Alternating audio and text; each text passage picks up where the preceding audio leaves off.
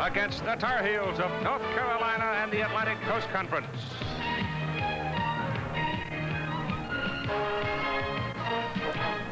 The city of Jacksonville downtown, seen from the Goodyear blimp. And the glittering lights mark the end of the Gator Bowl Festival for 1979, the 35th time a college football game has been played in the postseason in this old Gator Bowl. And it matches a couple of good ones, the Michigan Wolverines and the Tar Heels of North Carolina. And this ABC Sports Exclusive is brought to you by Prudential. For life, health, auto, or home insurance, when you think about your financial security, see a Prudential agent. Get a piece of the rock. Prudential Insurance. By Chevrolet and your Chevy dealers, inviting you to come down and see the great selection of small Chevys you may have thought hard to get. Chevy's got it. By Mr. Goodwrench and the General Motors Parts Division, who help you keep that great GM feeling with genuine GM parts. And by Menon, Speed Stick Solid Deodorant from Menon. The solid deodorant that gives you effective protection against odor without wetness, without waste.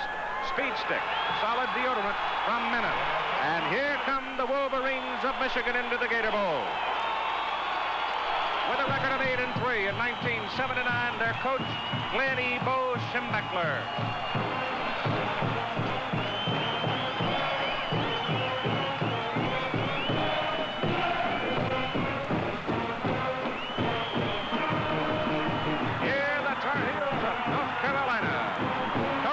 Dick Crum with a record of 7 wins, 3 losses, and a tie.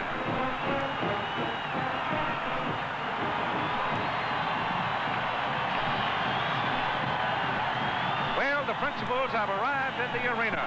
Welcome again, ladies and gentlemen, to the Gator Bowl. I'm Keith Jackson along with Frank Royals. And Frank, it may seem sometimes to outsiders that the college kids are down here lollygagging around on the beach and playing and having fun and going to parties.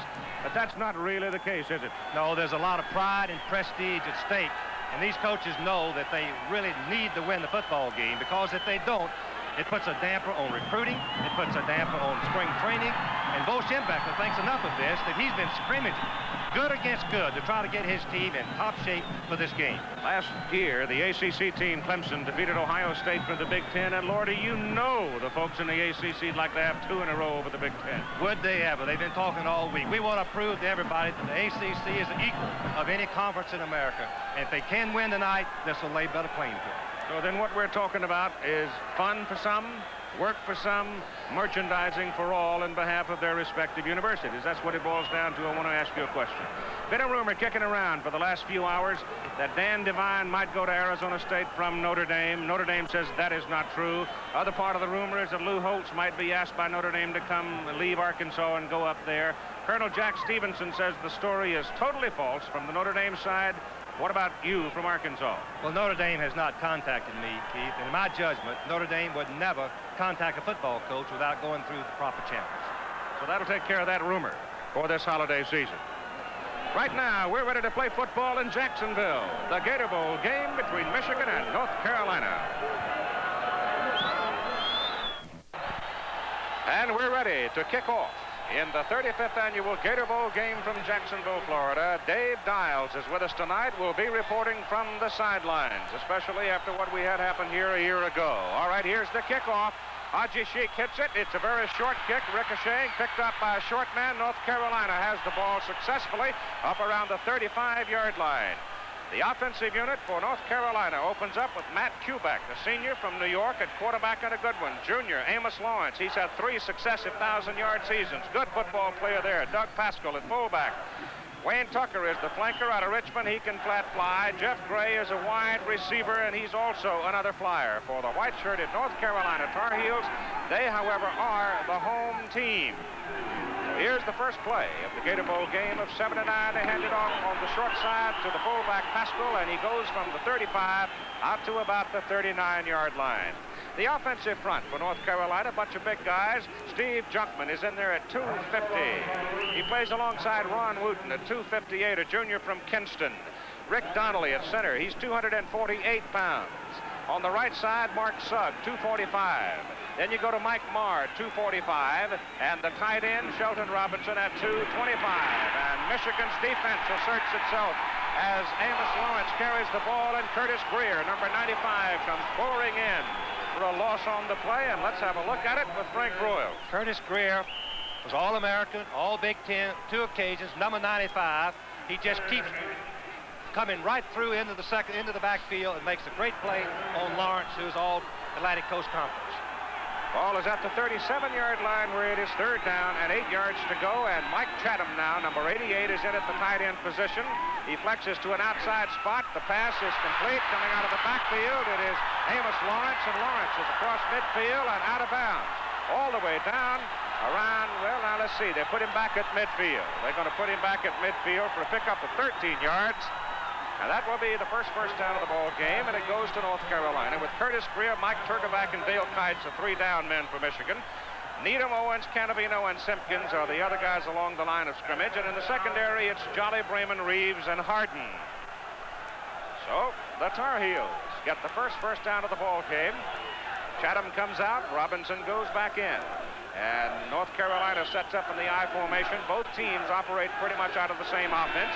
As Kupak turns, gives the ball to the tailback, and the tailback dives, slides, and goes down right along the line of scrimmage. That's Amos Lawerence.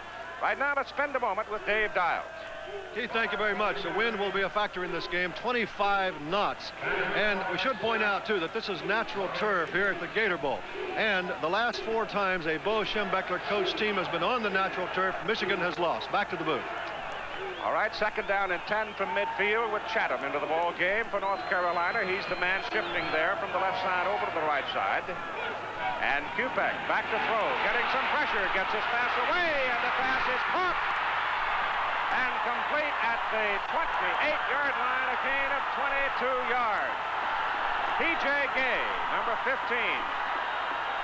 Matt Kupak is known around the league of the ACC as a heady football player, good awareness. You're going to see him throw off balance, hit Gay on an out pattern perfectly for a big gain. Just an excellent throw and catch. 45, not 15. Phil Farris was the man who went out there to get it. Phil Farris. 1st down, North Carolina making a move at the Michigan 28-yard line. 4-man front. Linebackers moving around now. Amos Lawerence goes in motion. The handoff inside to Pascal, the fullback.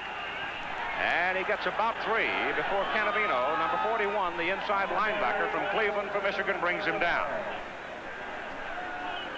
Matt Kupak, quarterback, has started for 4 seasons, had outstanding years, good heady football player, will throw on 1st down often. All right, Tucker is out at flanker for North Carolina. Farris is back in, and Kupak on a deep drop. Looks like he wanted to set up a screen, and there was no chance on it. Michigan's pursuit was steady, and there was absolutely no opportunity to get the ball to Pascal, the man that he wanted to carry it off the screen. The officials in the ball game tonight are all out of the Southwest Conference. The referee is Clint Fuller. Marvin Durenberger is the umpire. Buddy Coleman, the linesman. Field judge is J.D. Rowland. You see them. Bill Voss is your line judge, and Jimmy Evans, the back judge, with Johnny Cook handling the clock. The ball is just short of the 25-yard line. 3rd down and about 7 for North Carolina. Kupak again, straight back. Gets his pass off just as he is hit. It is thrown into the corner. It is incomplete. The pass intended for Lawerence. Defending was Michael Harden. As a matter of fact, there was double coverage back there with Mark Bremen also in on the play. And it was number 40, Ron Simpkins, that put the heat on the Carolina quarterback. You're looking at Dick Crum there in his 2nd season at North Carolina. He's been to a postseason game on 2 occasions as the coach of Miami of Ohio, and he won both of them in the Tangerine Bowl. This will be a 42-yard attempt for the field goal against the wind. And as Dave told you, the wind is quite strong. Whipping across the floor of the Gator Bowl. It's a low liner, and it is no good. The kick by Jeff Hayes, hooking to the left side and out of there. Hayes was 5 out of 8 at that distance during the regular season. Now Michigan has the ball with John Wengler opening at quarterback. The better thrower, Butch Woolfolk, who had a big year for the Wolverines. Stan Edwards will not be in there at fullback. It'll be Roosevelt Smith. Ralph Clayton will be at wingback, and Anthony Carter, the freshman flyer, will be the wide receiver. Clayton is to the right side of the open side of the field. Carter's at the top of your picture, and Wangler turns to throw on first down, and he goes down the sidelines, and Carter's out there, and he's got it, and they just trip him up. They just tripped him up as he was inside the 30-yard line and long gone home. A 47-yard pickup, and Steve Streeter saved the touchdown. John Wangler has a strong arm, and on this particular first play of the game, it's good to go deep. Anthony Carter has outstanding speed, 9'4". He gets in behind Singleton. Momentarily, the ball is right on the target. Anthony Carter caught 5 touchdown passes this season as a freshman. Alan Mitchell comes in now. Carter out for a breather. The football is marked first down at the Carolina 28-yard line. Wangler gives the ball to Woolfolk. And he runs into a pile of folks led by Donnell Thompson right about the line of scrimmage. Penalty flags all over the place, and looks like we've got ourselves a personal foul coming up here. There's the offensive front for Michigan. They're all big guys. Kurt Becker, for example, at 244. Ed Buransky at 270. The other tackle, Bubba Paris, at 273. And Doug Marsh at 235 has been the leading receiver. The penalty is against Michigan. It backs them up. Evidently, one of the Michigan players got a little frisky after the play was over. The referee threw the flag late, which meant it was a dead ball foul, loss of down. Unsportsmanlike conduct is what it goes into the book as. Let's see if we can detect it at the end of the play. I don't think that it was anything but talking that from the press box. That's all it looked like. Well, it was on the pile. Second down at about 22, and Wangler back to throw. Down he goes. Brought down by Donnell Thompson, and Thompson now has made 2 big defensive plays for North Carolina. Loss of 11. Donnell Thompson is a junior, 6'5", 266 pounds. Had 5 sacks during the regular season. Youngster that's improving all through the season. The football is sitting now back at the Michigan 47. They've got to go to the North Carolina 18 for a first down, so they need 35 yards.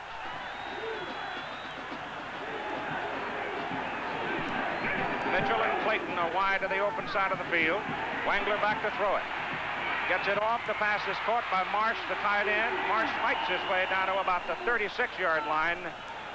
And it's going to bring up 4th down. Now, they have the wind behind them. A gain of 18 on that play. With Buddy Curry and Ricky Barton back there to make the defensive stop for North Carolina.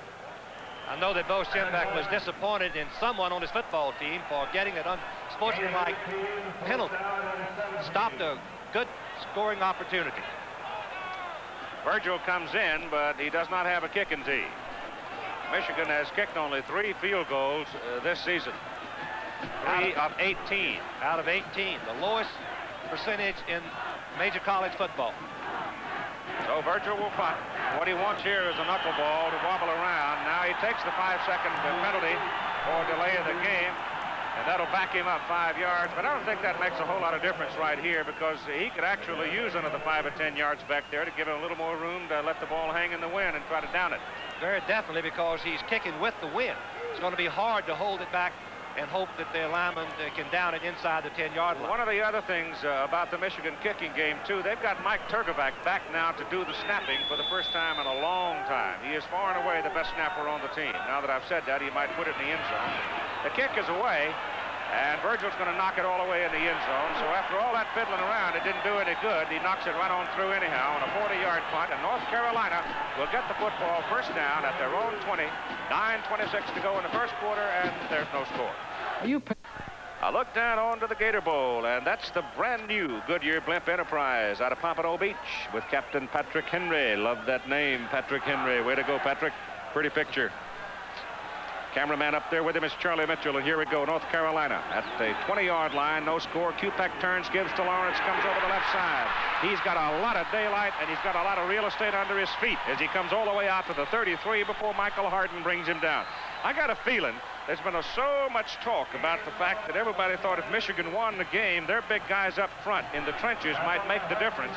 And the way those North Carolina youngsters are popping off that snap of the ball looks to me like they got the message. Very definitely. First down for the Tar Heels, and Kupek wants to put it up. He throws the short pattern to Lawerence. Lawerence jukes on the sidelines and has his feet taken from under him by Needham as he moves it out to about the 42.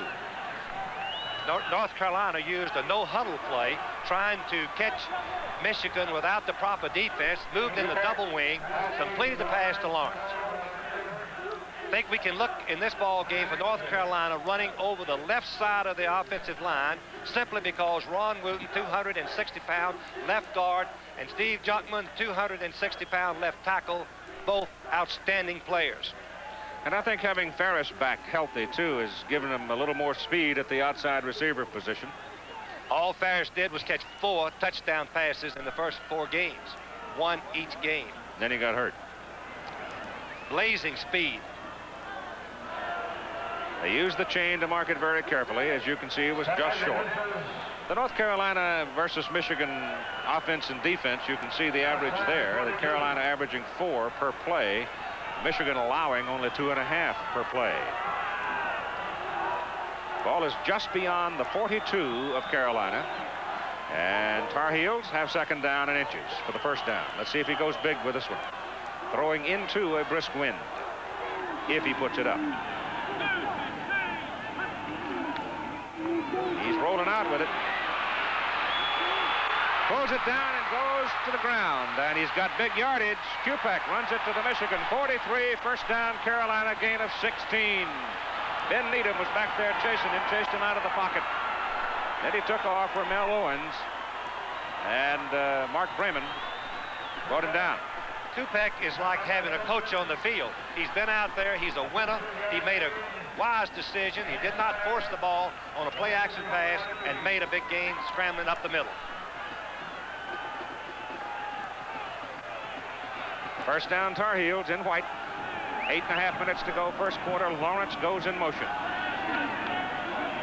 Kupek puts that short pattern to work again. And the pass is complete for about 8 yards as Mike Chatham, a 205-pound junior out of Elkin, North Carolina, makes the catch. And here's another guy that's a money man when the ball's in the air. Mike Chatham, number 88, is a walk-on tight end. He earned a scholarship, did not play into the 4th game, and caught 8 touchdown passes. He's their leading receiver, 29 receptions, great hands, one that Kupek will look for on short yardage. Second down and about 2. Kupek now 4 out of 6 with 52 yards. Gives the ball to Pascal. Pascal breaks a couple of handholds at the line of scrimmage. Jams it inside the Michigan 30. First down, North Carolina at the 29. Good call by Kupek, going right up the middle on the quick trap. Every play previously had been outside or a pass. Keep those defensive guards and tackles honest. Good gain by Pascal.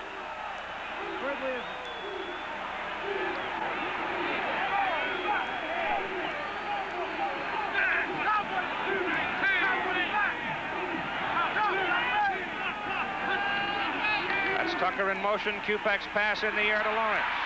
And Lawerence is hit right about the line of scrimmage and brought down by Mike Jolly and Andy Canavino. That was a flood pattern into the left flat. Well defensed by Michigan. Mike Jolly is an outstanding football player. All conference Big Ten 2 years, 78 and 79.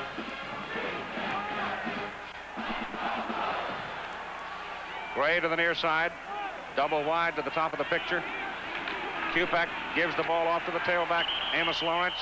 Lawerence over the right side, caught by 83 Needham and 95 Greer. Gained a couple of yards on it, bring up 3rd and long for North Carolina. Normally in this situation, Bo Schembechler's teams usually blitz and play man for man in the secondary to try to throw the quarterback for a loss. Doesn't have to worry about depth this close to the end zone. All right, they've sent Shelton Robinson in, taking Chatham out. Robinson, the better blocker of the tight ends. Ball given to Lawerence, trying to go to the outside. He breaks it, gets the first down. Now that shows me some confidence by Dick Crump.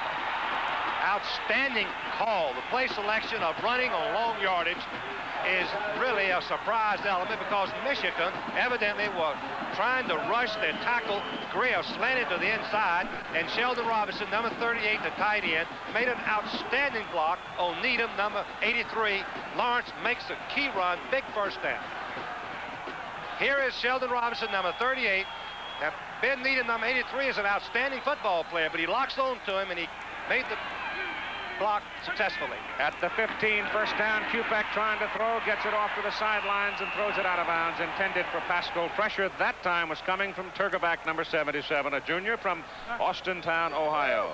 There's Amos Lawerence, number 20, who's out of there right now at the tailback position for North Carolina. And in his stead,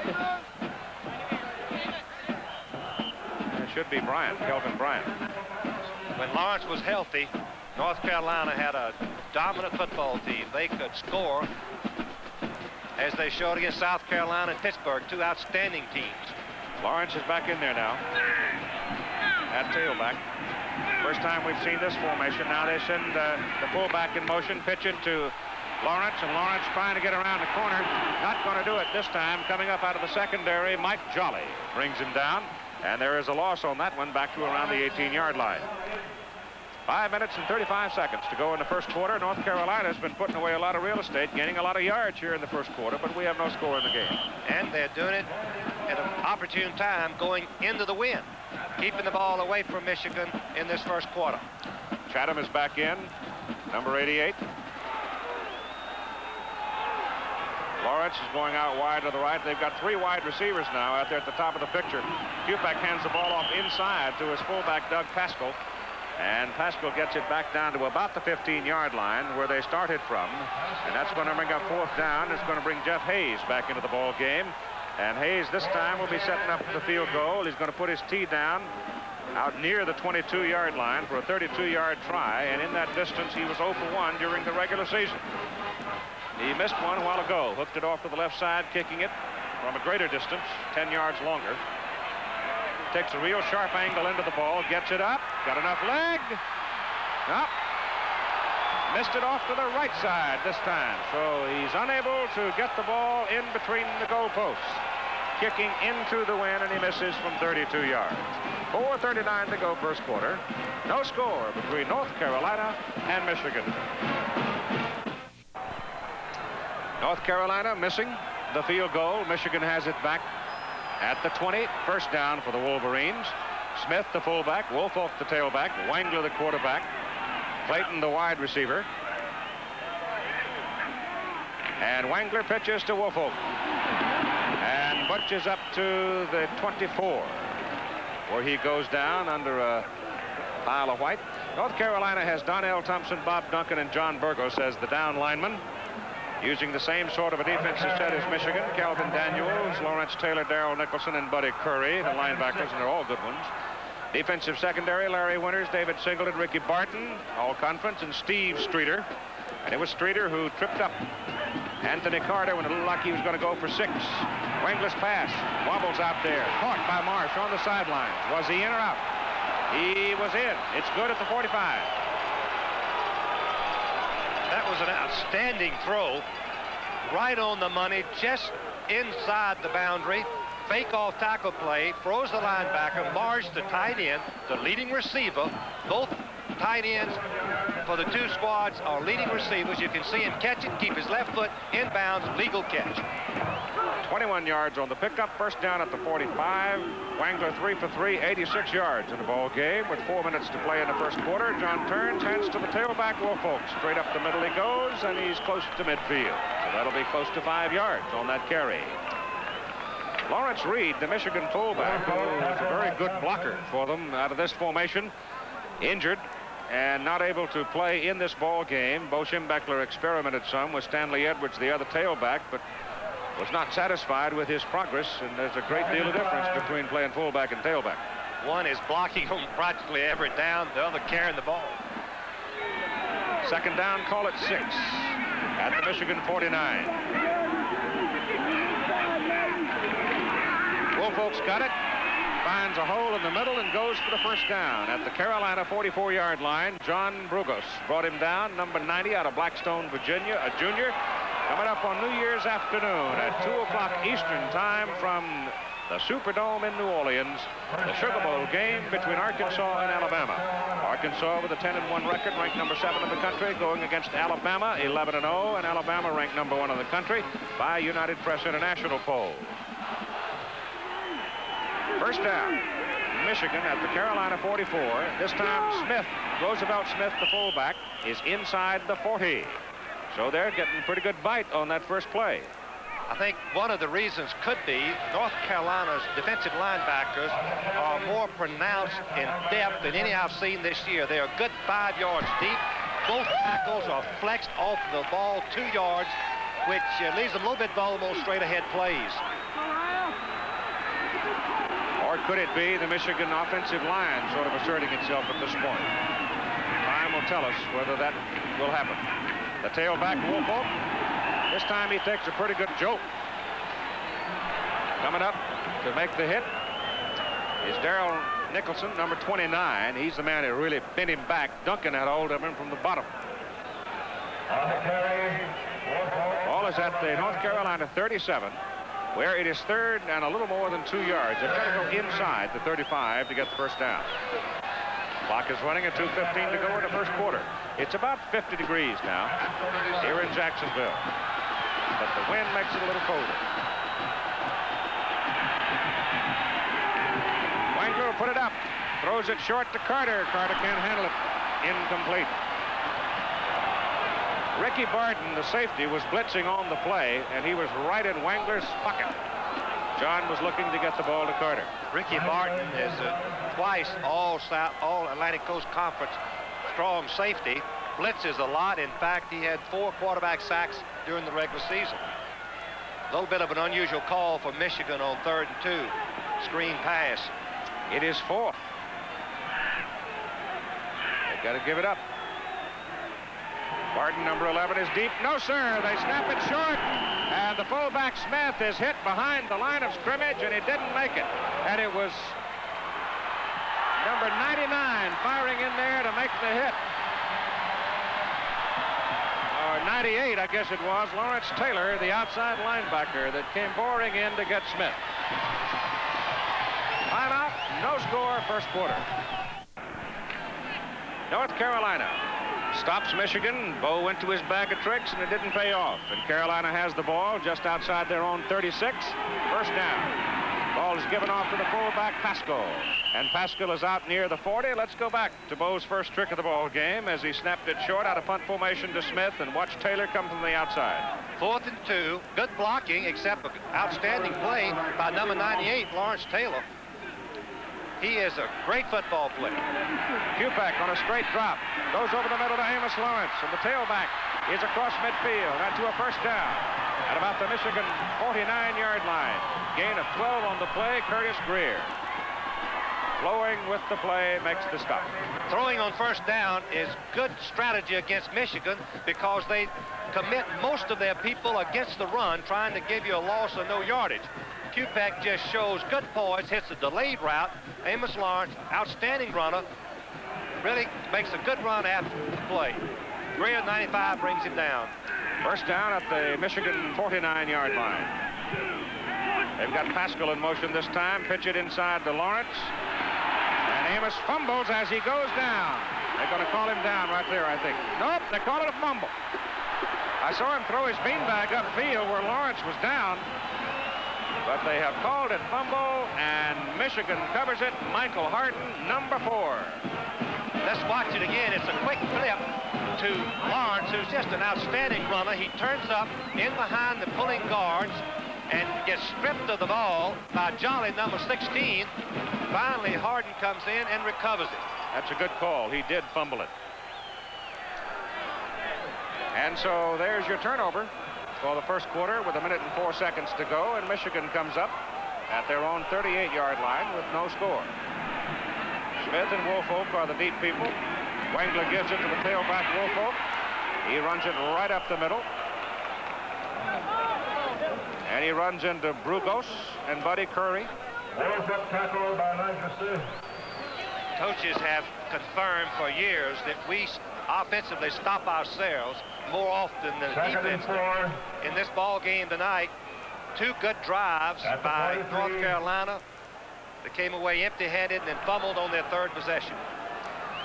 And again, Michigan gets good yardage on 1st down. It'll be 2nd down 4. Out near the 44. Wangler wants to put it up. Comes one to Clayton. Oh, he's made go. He's inside the 10. They're going to mark him out of bounds at the 6-yard line. 1st and goal to go, Michigan. Buddy Curry finally got enough of him to push him out. But the guy that really did a job for him was the tailback Woolfolk. He almost put him in the end zone. One of the great patterns in football is a tight end crossing, pulling the linebacker out of the middle, opening up the curl to Clayton. Exactly what happened. And then you watch Brown Clayton, one of the outstanding football players in Michigan, makes an great play. Gain of 50. Ball is just beyond the Carolina, outside if you like, the Carolina 6. 1st and goal to go for Michigan. The first real serious threat of the ball game by either team. And Wangler stands up at the line of scrimmage, looks up into that end zone, sees all that Columbia blue and pom-poms and says, I can't hear. And he has the right to have his signals heard. The referee must give him that opportunity. But Clint Fuller, you know, Arkansas in there, he's going to walk over and say, son, we'll do it this time, but the sooner you can get the play off, the better you're going to be, because you're not, next time you come to the line of scrimmage, you know they're going to jump up and down and yell again. We had a game stopped one time at Texas A&M for 8 minutes. Just go on the 1st down and be done with it. Put it in the end zone and it'll get quiet. Woolfolk. Yeah, maybe the 5. Curry, 57, a linebacker, had stepped up in the hole. Down on the bottom is Thompson, and the inside linebacker, Nicholson, and the 1st quarter is over. So after 1, no score, but Michigan is threatening as we look ahead to the 2nd quarter. It's 2nd down and goal to go, Michigan, as we start the 2nd quarter of play at the North Carolina 6-yard line. Anthony Carter in motion. The pitch to the tailback. Woolfolk cuts it back into the middle, and he gets it to the 4, inside the 4, before John Brugos, number 90. And number 29, Darrell Nicholson, bring him down. That 29's been in on a lot of plays at that inside linebacker position so far. Darrell Nicholson is just a sophomore. He's the 2nd leading tackler, 147 involvements, and they're running away from Buddy Curry, the all-conference. All right, Michigan now with a new alignment. They've got 3 wide receivers in there, 1 lone remaining back. Woolfolk is out of the ball game. Wangler rolls out, throws for Carter, and he can't get it. And there was a good defensive play over there for North Carolina by Larry Winters. Winters saved the touchdown. Larry Winters is a freshman. He was out of position, but makes a great effort to prevent the touchdown pass to Carter. He's covering the inside man. Watch him dive in front. A sensational play to prevent the touchdown. Well, the quarterback had been better off that time, Frank, to put it up over his head, wouldn't he? Yes, he would have. He just was a little bit too careful with it. 20-yard field goal effort by Brian Virgil. Got it. So the Michigan kicking game, which has been so maligned all season, pays off here early as Michigan breaks on top 3-0 over North Carolina early in the 2nd quarter. Virgil kicks off for Michigan. The Wolverines leading 3-0. Lawerence takes it up around the 7-yard line, pops it up the middle, and almost popped out of there with it. But the Wolverines get him up around the 26-yard line, maybe the 27, with Michael Harden making the stop. The numbers for the 1st quarter of play look like this. 1st downs, North Carolina leads 7-4. Rushing, they lead. Passing, they're behind because of 2 long passes. One to Anthony Carter for 49 yards, one 50 yards to Clayton. One turnover by North Carolina, setting up the touchdown drive, the field goal drive. Ferris comes wide to the right side for Carolina, operating now for the first time with the wind at their back. Kupak stands up and hums a bullet. The pass is incomplete. The pass was intended for John Richardson, number 19. Here's Dave Dials. Keith, you know, it's a curiosity that Michigan has so many yards passing because for years Michigan and Ohio State and the other Big Ten teams have more or less disdained the pass, and they have been beaten badly. They used to talk about the threat of a pass, and now they have to pass. And Amos Lawerence, the tailback, trying to get outside with it on 2nd down and 10. Picks up a pretty good chunk of yardage, better part of 7. He's quick, isn't he? Yes, he is quick. He can explode through. Schembechler told me that he is a dazzling runner, can dance right through any small opening.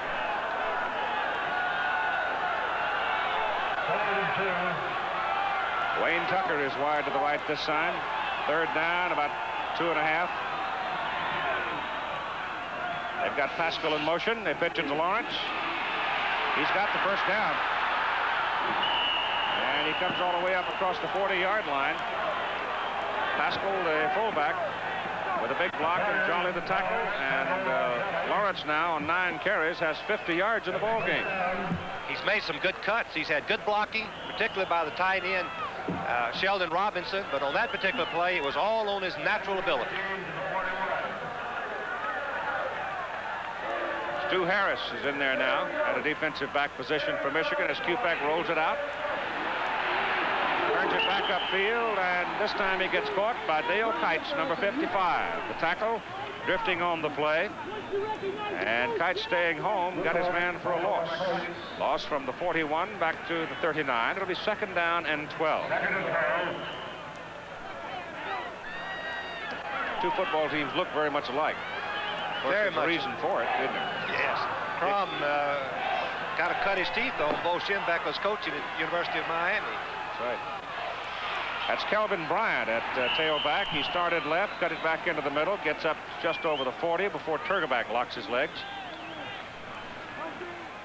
Michigan's style of defense has been just outstanding. In fact, for the 5 years before 1979, they were first in rushing defense, first in scoring defense, and first in total defense of major college football.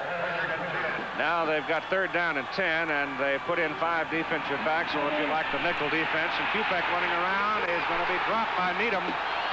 Number 83 jumped right on top of him and sacks the quarterback. And so they'll have to unload it with a punt now at 11:50 to go in the first half. On long yardage, 3rd and long, it's difficult on a quarterback. Michigan deployed into defend defense, and 83 Neiman and Kreitz 55 put a good rush and tackled him for a loss. Boy, there's a howitzer. Carter's going to play with it. Came back from the 4 out to the 14. It was a 57-yard punt. 57 by Steve Streeter. And a piling on penalty. Yeah, I think that's what it is. Tough penalty break. Flag back there at where the ball was down at 14. It's really a tough break. It was a very close call. And the referee, the back judge, threw that flag. Oh, they called it on Michigan. I didn't see the clip. I didn't either.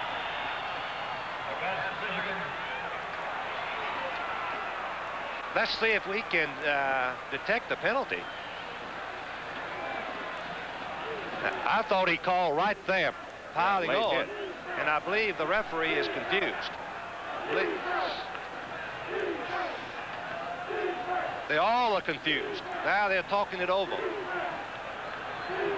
And we'll get the penalty against North Carolina, I believe. Personal foul, Carolina, piling on. That's what it is. Now we got it right. Well,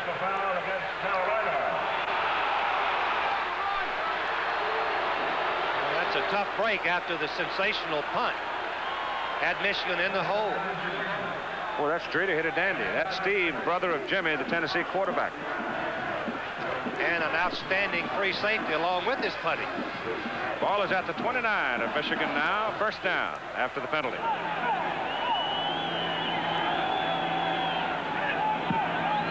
Going into the wind. Woolfolk going to get a whole lot on that particular series of plays because that Carolina bunch just rearing up and stopping it. Right Good pursuit. Good pursuit. Harry Stanback involved. He's out of Rockingham, North Carolina, along with Paul Davis, so the second unit in there. ABC's Wide World of Sports this Saturday at 5 Eastern and Pacific, 4 Central, offers the incredible decade of sports. A look at the 1970s over most of these ABC stations. Second down and 8. Wangler rolling it out, looking to throw it. Has a man wide open over there. The pass is complete. Knees down up around the 45-yard line. Norm Betts, tight end, a sophomore out of Midland, Michigan.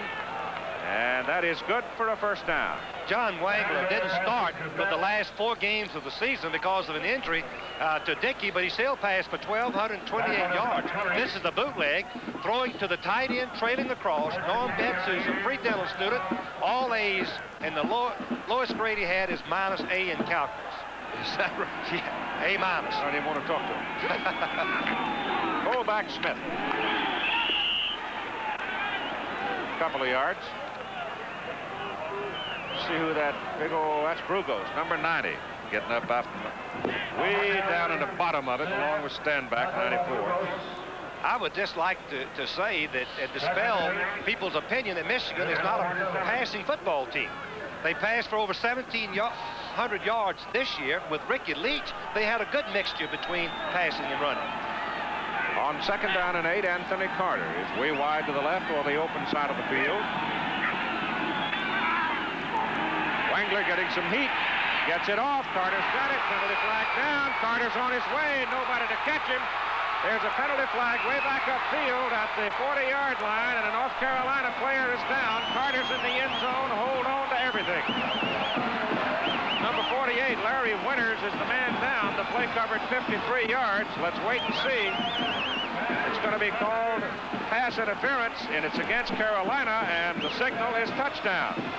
One of the things that you can't do against a youngster with the speed of Carter is play man for man. And you will see the rush coming from the outside. Barton was putting on a safety blitz, and the quarterback could not cover Anthony Carter. Let's take a look at the isolated replay now and see if we can pick up the foul. You can see Winters grabs him. He's a freshman, and he was just caught out of position playing man for man. And the reason Winters got hurt is one of his own people ran into him and decked him. Yes, right here, Carter is long gone. Carter has blazing speed, as we saw in the first play of Michigan's offense. So the penalty flag took a little bit of the drama out of it, I guess. But nonetheless, there's a touchdown on the board. Wangler now 6 out of 8 for 203 yards and a touchdown, and Virgil is in to try the extra point. Looked to me like Clint Fuller gave us an unsportsmanlike call there too, didn't he? He may have, for grabbing the receiver after he had passed him to try to prevent the touchdown. That's what he looked like Winters did to me. He reached out and grabbed Carter to try to hold him. Whatever. Virgil is going for the extra point. The kick is up, and it is no good. He missed it. With 9:47 to go in the first half, Michigan leads North Carolina 9-0.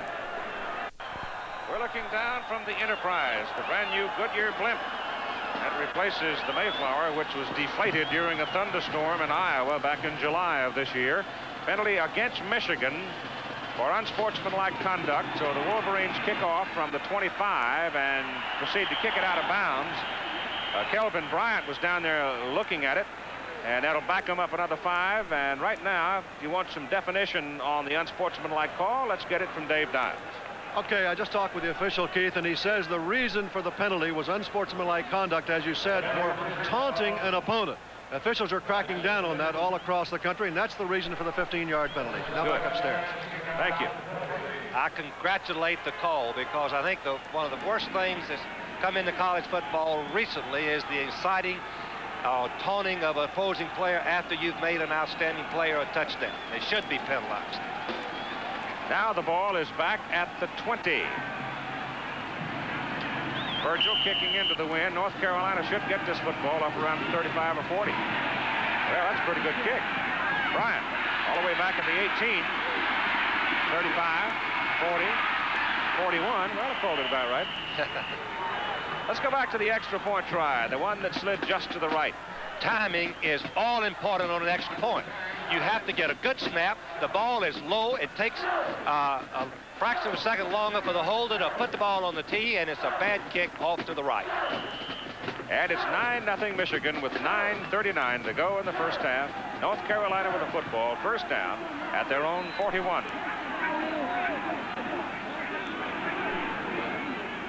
Tucker in motion.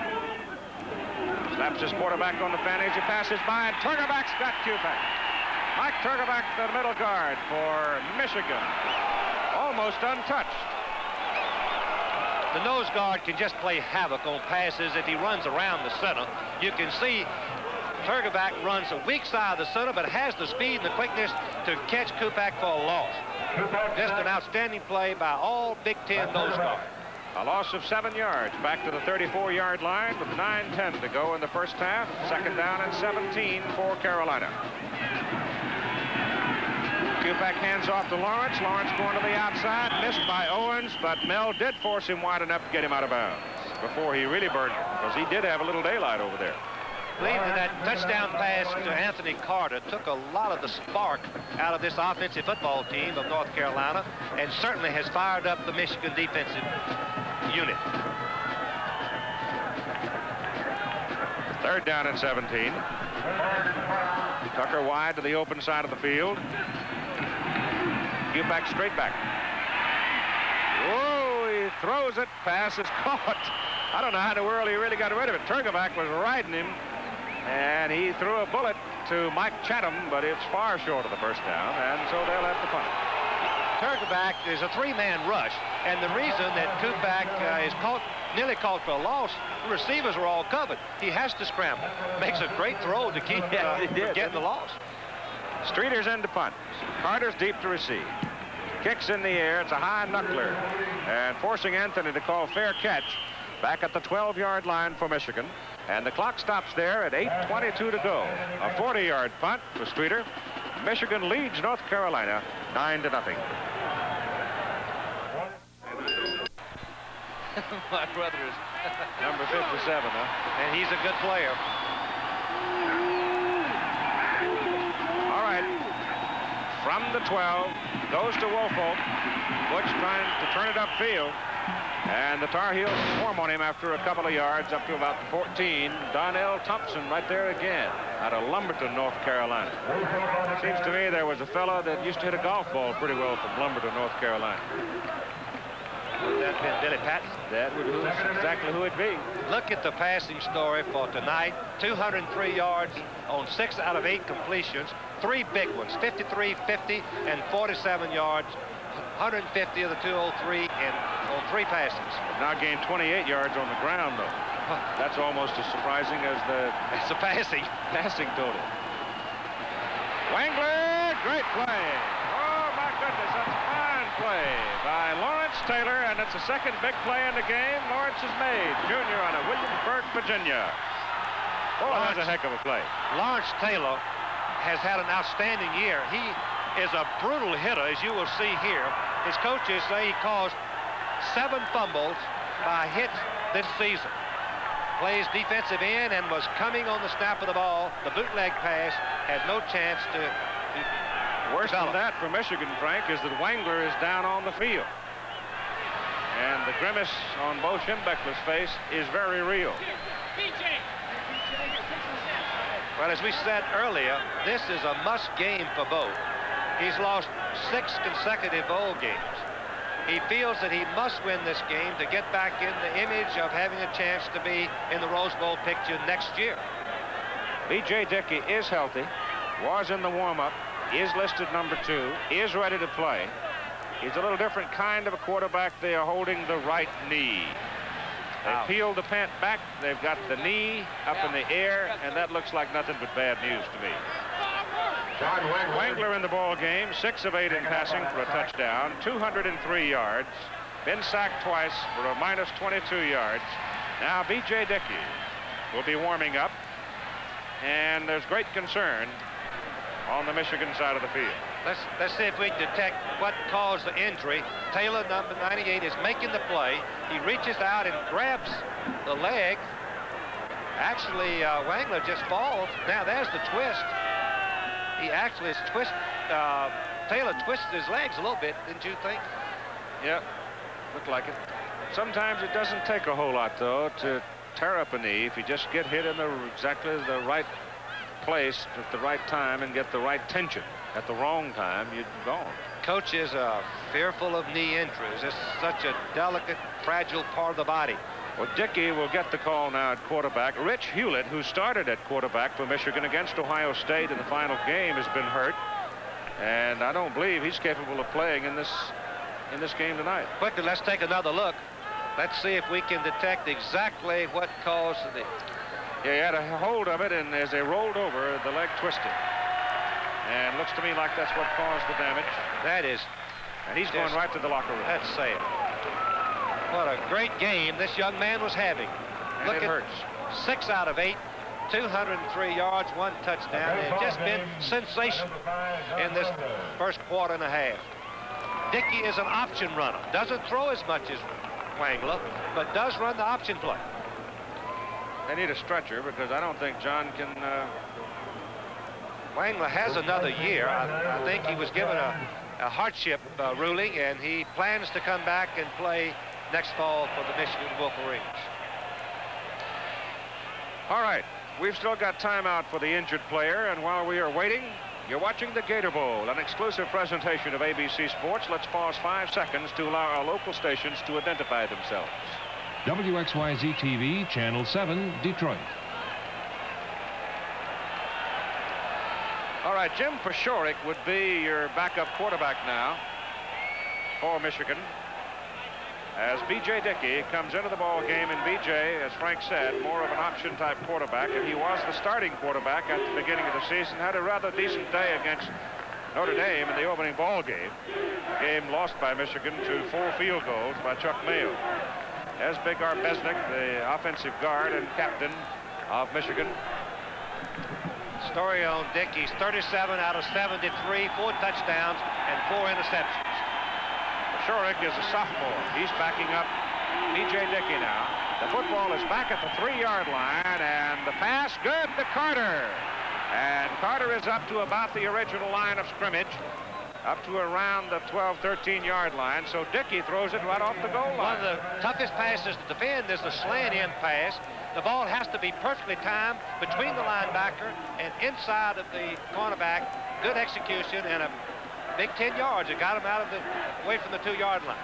Steve Streeter brought him down. Now Virgil has got to punt from the goal line area, and Carolina's got 10 people up on the line. Now they peel off a little bit. He gets the kick away, not a very long kick. It is taken by Barton, and he is dropped back at the 42-yard line of Michigan, and he was hit right on the numbers by Mike Turgeback coming down after the snap. Into the wind, it was a 29-yard punt. Time is out. We'll be back. There are... North Carolina now with the ball at the Michigan 42-yard line. Give it to Amos Lawrence. To the outside he goes. And he gets away from Jolly. And he gets around the corner for the better part of 10 yards. Harden finally shoved him out, but he just burned Mike Jolly, number 16 over there, just flat ran away from him. And Mike Jolly happens to be an all Big Ten performer in 78 and 79. Just an outstanding defensive player, but little Amos Lawrence step-armed him. Yes, and sure did. Pushed him to the ground. Straightened him up. 6:31 to go, first half. Michigan leading 9-0 in Carolina, trying to stick it in the end zone. First down at the Michigan 32-yard line. Michigan has lost its starting quarterback Wangler to a knee injury. Defense pass.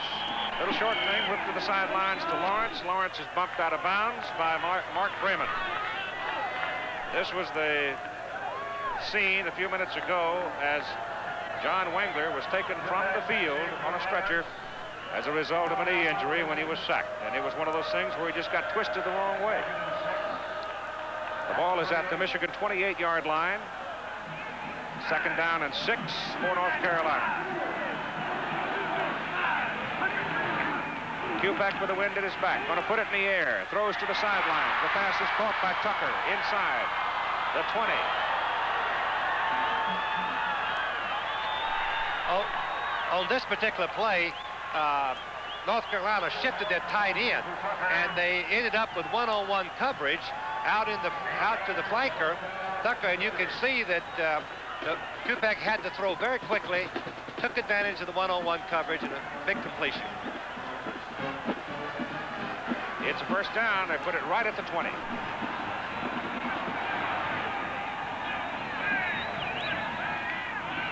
Fullback Pascal. Fumble. Falls down on it. Harden covers him.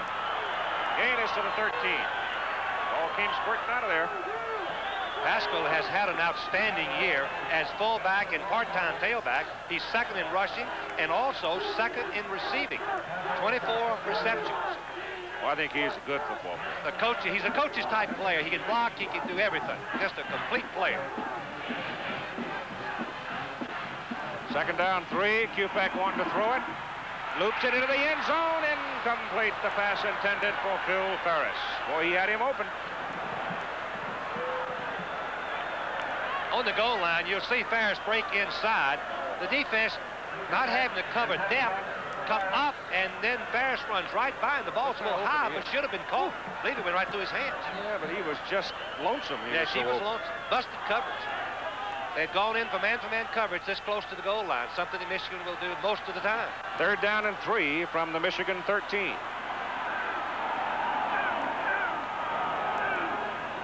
Look out for Lawerence here. Yep, he's got it. Running behind Pascal. Penalty flag is down. I bet you it's going to be an illegal procedure. The right side of the offensive line pulling to make their cutoff block. Jump the snap count. Tough penalty. Jolly down on the play. Shaken there. Number 16 for Michigan. As I said earlier, don't stop yourself. The one thing that we know has been confirmed, offenses stop themselves more often than the defense does. Here's another example, a penalty on a critical 3rd and 3. That's the second flag on North Carolina for 20 yards. Michigan hit 4 times for 40. So we're having a look here as Mike Jolly is down on the field. This time they don't appear to be fiddling around with one of the limbs. Mike Jolly has intercepted 10 passes in his career at Michigan, 4 this year. Just an outstanding player, and his loss would be damaging to Michigan. 5 minutes and 22 seconds to play in the first half, and coming up on New Year's Day, one of the big ball games of this season. Arkansas and Alabama. Bear Bryant taking his tight end at the top of the UPI poll. He knows full well a solid win over Arkansas might very well mean another national championship for him. The Rose Bowl game out on the West Coast between 2 undefeated teams, once tied USC and Ohio State with its perfect record, probably will be the other game that could decide the national championship. Though I can't pass up suggesting that Florida State with an 11-0 record, if they should beat Oklahoma, have got to be right there when the balloting is done too. It could be that we will have another instance of double champions as we had last year, where AP voted Alabama and UPI voted Southern California. Jolly is leaving now, but you can see Mike Wobbly, though he is walking off the field. Brian Carpenter, number 9, has gone in to replace him. Carpenter is a sophomore out of Flint. It is now 3rd down and 8 from the 18 after the penalty. And Kupek rolls it out. Throws it over the middle, and the pass is complete. 1st and goal to go. North Carolina. Jeff Gray, number 80, made the grab.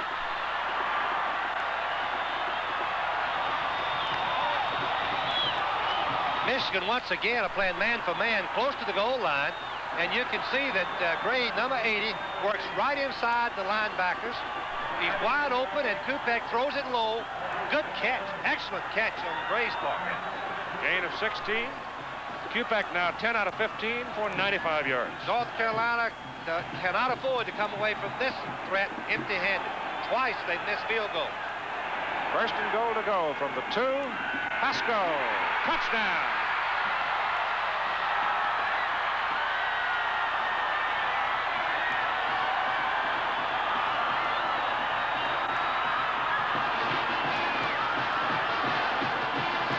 a power play. They had put Johnson, 230-pound fullback, in the game and moved Pascal, 212-pound tailback, back to fullback, back to tailback, and he just goes right over the right guard for the touchdown. A very critical, much-needed touchdown for North Carolina. And we've got another Michigan man on the field. Looks like Turkovac. That touchdown drive was set up by a penalty to Michigan and a loss on a attempted pass when Wangler was hurt, a poor kick, field position, and 2 great plays by Matt Kupek. My gosh, you're looking at another knee. Oh, my. Normally, we don't expect to have many knees on grass, on real turf. No. That's 42 yards, 7 plays. They used 1 minute and 53 seconds. Turkovac is down. Wangler is out with a knee, carried off on a stretcher. Mike Jolly went wobbling off the field. So that's 3 key Michigan people that have been hurt in this ball game, and we've got 4:46 to go in the first half. At halftime, that's what you'll be watching as we see coaches Holtz and Bryant talking about the Sugar Bowl game New Year's Day, the Chevrolet Coaches of the Year Awards, interviews with both the coaches in tonight's game with Dave Dials, and we'll see quite a bit of both the Michigan and North Carolina bands. Keith, unfortunately, they're taking the stretcher out, which means another serious injury. But back to the Sugar Bowl, you can believe that the Arkansas people are going to be very happy to be in New Orleans. And one oddity is both schools are U of A, and both are red and white. Oh, I know it.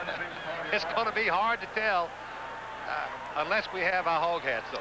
And faithful, you talk about faithful. Both schools. Tremendous following for both of them. I believe bad news right here is that they have got the stretcher out there for Mike Turkovac. The Turkovac and Wangler, the starting middle guard and snapper on kicks, the starting quarterback, and a starting cornerback, all being taken from the field. Very unfortunate. Turkovac played this year with a broken hand. Bo Schembechler was telling me that he practiced in a cast all week, removed the cast, taped it up, and played nose guard. It's tough enough to be a nose guard with 2 hands. Yes, sir. He played all Big Ten. Matt Kupek did his job. He put the ball game in perspective for Carolina as he took that football after opportunity presented itself. The defense gave him field position, and he stuck at the end zone. Boy, that's the one thing good quarterbacks do. When they get field position and a chance to score, they, as you mentioned, they stick it in the end zone. That gives you confidence the next time you have the ball. You remember, Keith, we did the Nebraska-North Carolina game in the Liberty Bowl 2 years ago, and Kupek had an outstanding game, although North Carolina lost to Nebraska in the last minute of the game. Yep. And so Mike Turkovac leaves on a stretcher. And it looks like it is the right knee. Let's hope that it's not serious. Well, that's demoralizing, Frank, to get 3 key people hurt in the first half. I mean, those are 3 horses that they're out of the ball game. 3 of the best that they have. Right. 2 all-conference and their quarterback who's been sensational. All right, here's your try for the extra point now for North Carolina.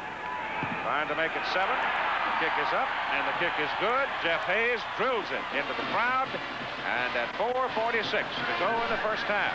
Carolina's very much back in this ball game, with Michigan leading by 2, 9-7. Incidentally, we are beginning the first year of a new 5-year contract between ABC Television Sports and the Gator Bowl Association. George Olson, Tommy Gay, and all of the great people down in Jacksonville, we're delighted to have a new agreement with them. I keep on coming back to Jacksonville every year about this time. My first bowl appearance as a head coach was right here against Georgia Tech, and the Arkansas people still claim that maybe it was the best bowl trip that we took. Is that right? They love Jacksonville. Well, they have. Folks are friendly. They will wine and dine. That's for a fact. Dine you especially. You don't gain weight when you come to the Gator Bowl. There's something wrong with it. I love the seafood here. Well, to recap what's happened, North Carolina has made 3 good drives. Twice they came away empty-handed, missing field goals. This time they took it in for the touchdown. Michigan stopped themselves with a bad call on 3rd down. Got a penalty on the other possession and took it in on their 3rd possession for the touchdown and came back for the field goal and came back for the touchdown on their 4th and 5th possessions. Anthony Carter is back there with Mike Cade, standing on the goal line for the dark-shirted Wolverines. And Jeff Hayes is going to kick it off for North Carolina with the wind blowing about 20 miles an hour at his back. He's got it up high. And it's Carter at the 1. Anthony had no chance there. They just sawed him down like a fallen log because Cade was behind him. Cade never got up in front of him and helped him out. Alan Burris was down there to cut him down. Here's Dave Dial. Reports for Michigan, the 2 knees look very bad. Dr. Gerald O'Connor said he will make a complete examination at halftime, but he doesn't think either player will be back. As far as Greg Jolly, he's shaken up and he could be back. Okay, Dave, thank you. Oh, I hate to see that. 13-yard line. Stanley Edwards is now at tailback for Michigan. B.J. Dickey, the quarterback. Wolverines lead 9-7. Dickey down the line on the option, turns it upfield. See, that's where he's dangerous too, you know. It's a totally different look when Dickey's in a ball game. Stanbeck made the tackle for North Carolina. Michigan very desperately needs to establish some running game because they're not going to be able to throw as effectively.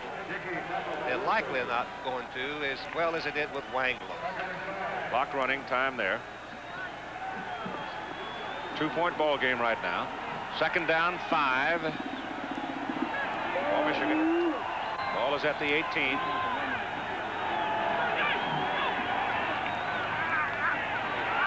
Dickey still got it.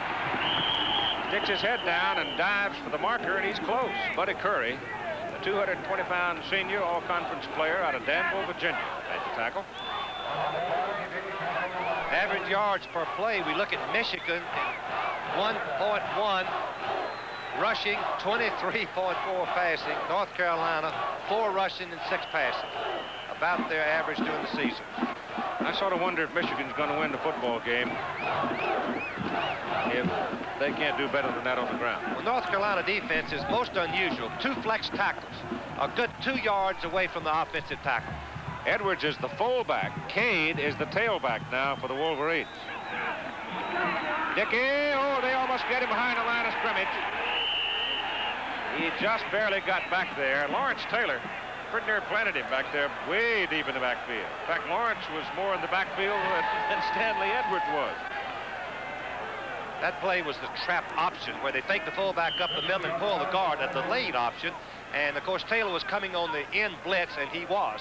As you said, he nearly took the ball away from Dickey, the quarterback. All right, it'll be 2nd down. They're going to give B.J. Dickey a yard. 2nd down and 9 from the 19. Same people set behind him. Going to put it up. Over the middle. Pass is complete. And the pass is caught by the tailback, swinging out of the backfield. Cade, he's a freshman out of Eloy, Arizona. Cade, the freshman from Arizona, scored, believe it or not, 6 touchdowns in the state championship game, but it's a delayed pattern. Something that's safe on your end of the field, something you have a chance to make a 1st down with after the catch. A good play by North Carolina preventing it. Ball is marked just beyond the 30. They've got to go 3 more yards to get their 1st down.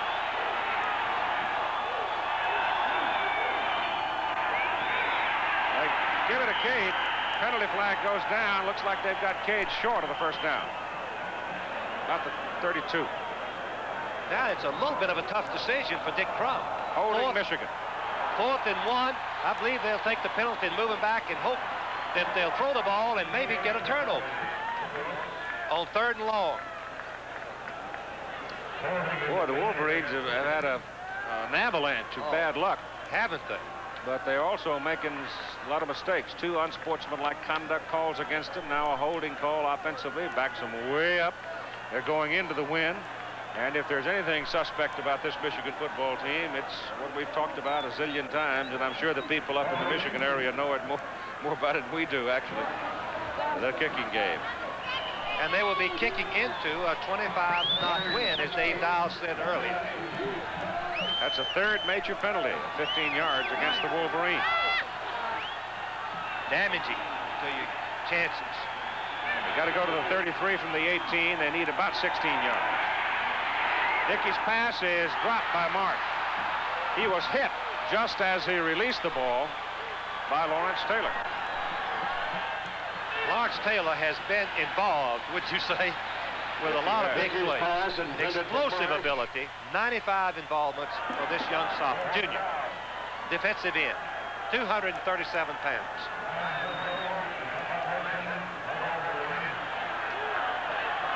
There's Barton to receive, Virgil to punt. Carolina's got to get good field position. Ball pops up in the air. Rickey takes it. And instead of letting the ball drift on back into around the 40-yard line, he picks it up, takes a little bit of punishment, but he moves the ball back into Michigan territory to the 48 after a 34-yard punt. We just have 1 minute and 39 seconds in the second quarter, so Kupek has got to use what we call his 2-minute offense. Call 2 plays in the huddle and then line up and call the play at the line of scrimmage. Both teams have 3 or all of their timeouts remaining. Well, he puts it on the ground to Lawerence, and Amos runs it right up the pipe and goes for a first down. Clock is stopped as they move the chains. That gives Carolina time to call the play without wasting seconds. When the defense is playing for a pass, you have a good chance to break right up the middle. And, of course, Kites is playing nose guard for the injured Turgeback and got blocked on the play by a very fine center, Donnelly. Time called in order to bring the chains on to determine whether or not Amos got the first down. Yep. Now, North Carolina, they're going to start the clock, and they should jump right up at the line of scrimmage and not stay in the huddle 15 seconds, because they will start the clock once the chains are ready. But they're going to waste about 10 or 12 seconds, maybe more. Valuable time. Jolly has not come back at a defensive back position. Brian Carpenter's in there. He's playing the close sideline. That means he's got to play Ferris. Kupek gives it again to Lawerence. This time Lawerence is hit by Canavino as he penetrates from about the 38 close to the 36. Now they'll open up and throw. They're wasting a good opportunity if they don't. Breaking in a hurry. I thought the left side might have moved. They're going deep. Jeff Gray. Pass was too long. Clock stops at 55 seconds to go. Carolina still hasn't spent a timeout. 3rd and 10, 55 seconds. Good field goal kicker. 3 points would put them in the lead at halftime and give them a lot of momentum.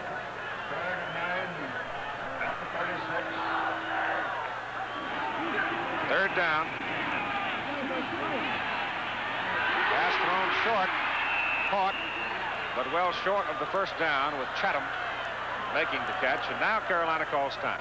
45 seconds to play in the first half. North Carolina looking at 4th and 4, and they will talk.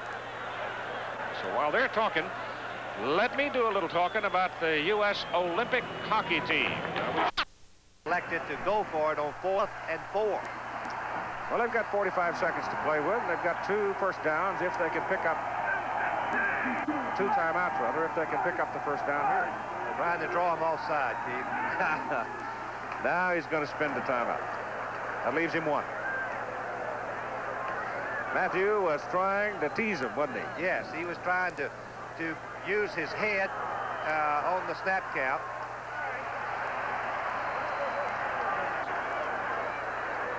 Maybe, well, he dropped it somehow.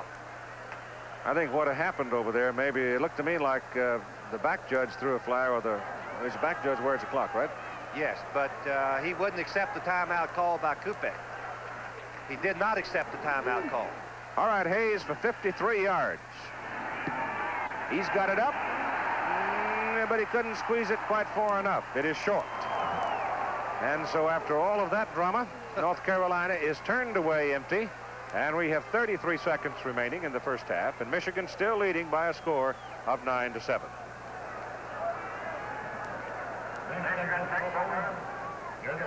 Keith, I think Dave Dials asked the official, and you cannot call 2 consecutive timeouts. And you so know that? it was a delay of the penalty. Delay of the game. You have been flagged for that? No, I have not.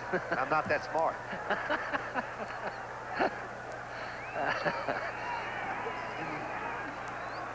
Let's see now if the Wolverines just try to run it out. First down, the ball out near their 37. Or whether they'll try to get something going. Dickey turns and hands the ball to Edwards, and Edwards running out of the fullback position.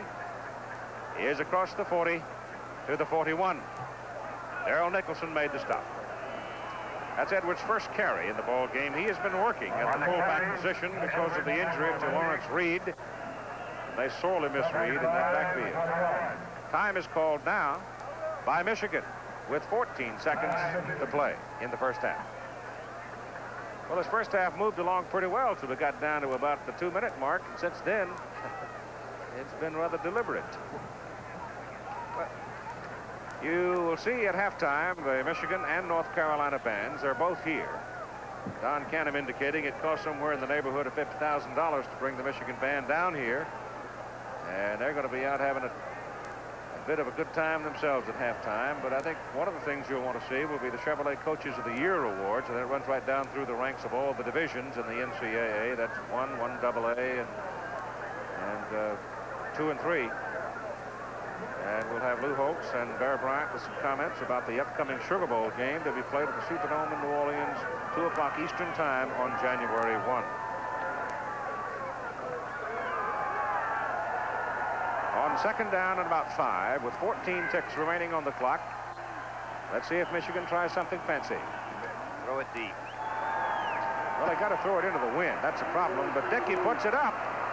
And the only person out there anywhere near the ball is the North Carolina defender, Singleton. 1 photographer and 2 policemen. And 2 prospects. Yeah. No, they better not be. They better not be. That's against the rules. 8 seconds to play in the first half.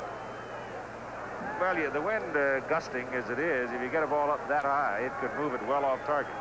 Well, Ralph Clayton was drifting down the line here, and there's nowhere near it. North Carolina missed 2 field goals going into the win, and Michigan won. Clayton again is to the left, Carter to the right. Dickey gives the ball off to the Cade, the tailback, and that'll do it for the first half of play.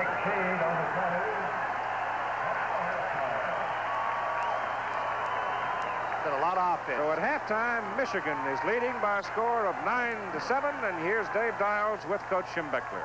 This is not the way you planned it. Well, we have a lot of injuries right now, Dave. Lost our quarterback and middle guard, and I got a guy with mononucleosis, and I got a guy hurting warm-up. It's been a real rough day. You kept it a secret for a week or so down here about which quarterback you would start. You have 2 fine quarterbacks. Why the decision to go with Wangler? Well, we thought we'd throw early on him, and Major and minor in physics. What's he doing coaching? Might as well get to the bottom line and be done with it. All That's what mathematics is all fanatical about. wondering, yeah. Here's the kickoff. Anthony Carter takes it a yard in the end zone. Oh, look out. He gets it on up across the 20 to about the 23. And it'll be first down for Michigan. North Carolina opens with Dick Donnell Thompson at defensive tackle. Bob Duncan is the nose guard. Not all that big, but very quick. John Brugus has some size, 235 pounds. Calvin Daniels is one of the linebackers at 231. Lawrence Taylor had a big first half at 237 pounds. Darrell Nicholson also played well at 230. And Buddy Curry, inside linebacker, at 220. Offsides called against North Carolina on the kickoff. And I would suspect that Michigan will take it and try to give Anthony Carter an opportunity to get a little more ground under him. And he is an exciting football player. Already a touchdown pass, 5 for the season out of 14 receptions. Now, while they bring the ball back upfield, let's have a look at the halftime statistics. Both offenses were productive Michigan 7 first downs, a surprising 221 yards passing, no turnovers. North Carolina, balance, good balance. 1-5 rushing, 101 passing, 1 turnover, which was costly. Ball is moved back to the 35-yard line where Jeff Hayes will put it up. Carolina with a wind in the third quarter. Michigan will have the wind at their back in the fourth quarter. It is a 9-7 ball game. Cade is 33. Carter is number 1. Hayes should be able to get that ball pretty deep with the wind.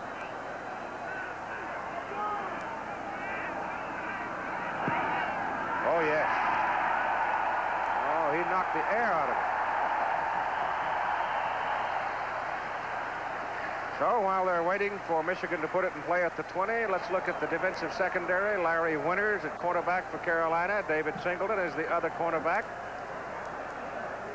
Ricky Barton, the all-conference strong safety, and Steve Streeter, who also does the punting. Jeff Hayes kicked that football, according to Max Swanson, 72 yards in the air. I mind you, though, the wind is helping, but that's still a fair piece. All right, here comes Michigan now, with B.J. Dickey in at quarterback, replacing the injured John Wengler. Mike Turkovac also out with a bad knee. And Dickey hands the ball off to the fullback Roosevelt Smith, and Smith breaks it out to the 31-yard line for a first down.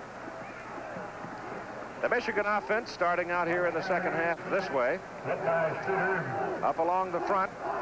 And in the backfield, you've got Woolfolk and Edwards. Oh, Edwards is out of there right now, and Smith is in. Clayton and Carter, your wide men, and those are the big guys up front. And it's first down from just outside the 31.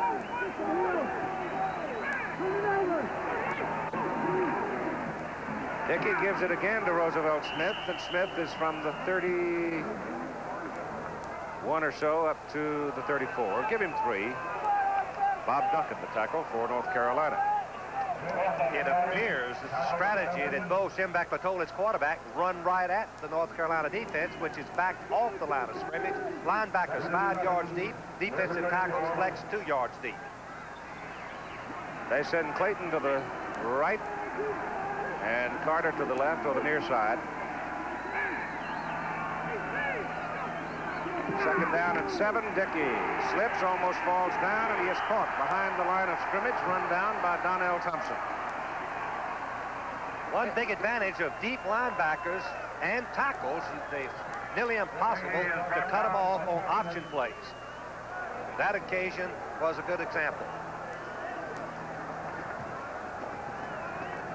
I'll tell you one thing, Frank, you know that somebody up in that front's doing playing some pretty good football, because I haven't called Buddy Curry's name a whole lot tonight, and he's a heck of a football player. Playing that middle linebacking position. Give Little Duncan, the nose guard, a lot of credit. He's done a good job. Carolina defense bouncing around. They're showing a 5-man front right now as Dickey goes back to throw on 3rd down and 10, throws outside. The pass is caught by Marsh. Marsh is short of the first down. This time we can call Buddy Curry's name. He went out there and got the Michigan tight end, stopped him short of the first down. And you see Marsh working here in isolation. Delayed play. He blocks the end, and he's kind of a safety valve. The other receivers were covered. Of course, Marsh is 4'6" speed, has 4'6" speed, 233 pounds, short of the first down. Virgil is in to punt. He's hit 3 for 34-yard average. Barton deep for North Carolina. That's a pretty good kick into the wind. Hangs it up there. Fair catch call by Carolina. The ball is going to go over to the Tar Heels just inside their 34-yard line, and Michigan will send out defensively Curtis Greer. Great senior all-conference. Turkovac obviously is not in there. Chris Godfrey will move over and play that position. Mike is hurt. Dale Kites is a defensive tackle. Ben Needham is one of the linebackers, or what about the defensive end. Mel Owens is a linebacker. Ron Simpkins is inside at a linebacker, and so is Andy Canavino. North Carolina starts working, gives the ball to Amos Lawerence from the 34 out to the 36 for 2 yards. The time showing in the third quarter, 12 minutes and 20 seconds, and Michigan leading North Carolina by a score of 9-2. 2nd and 8. The scoring summary, Brian Virgil hit a 20-yard field goal for Michigan.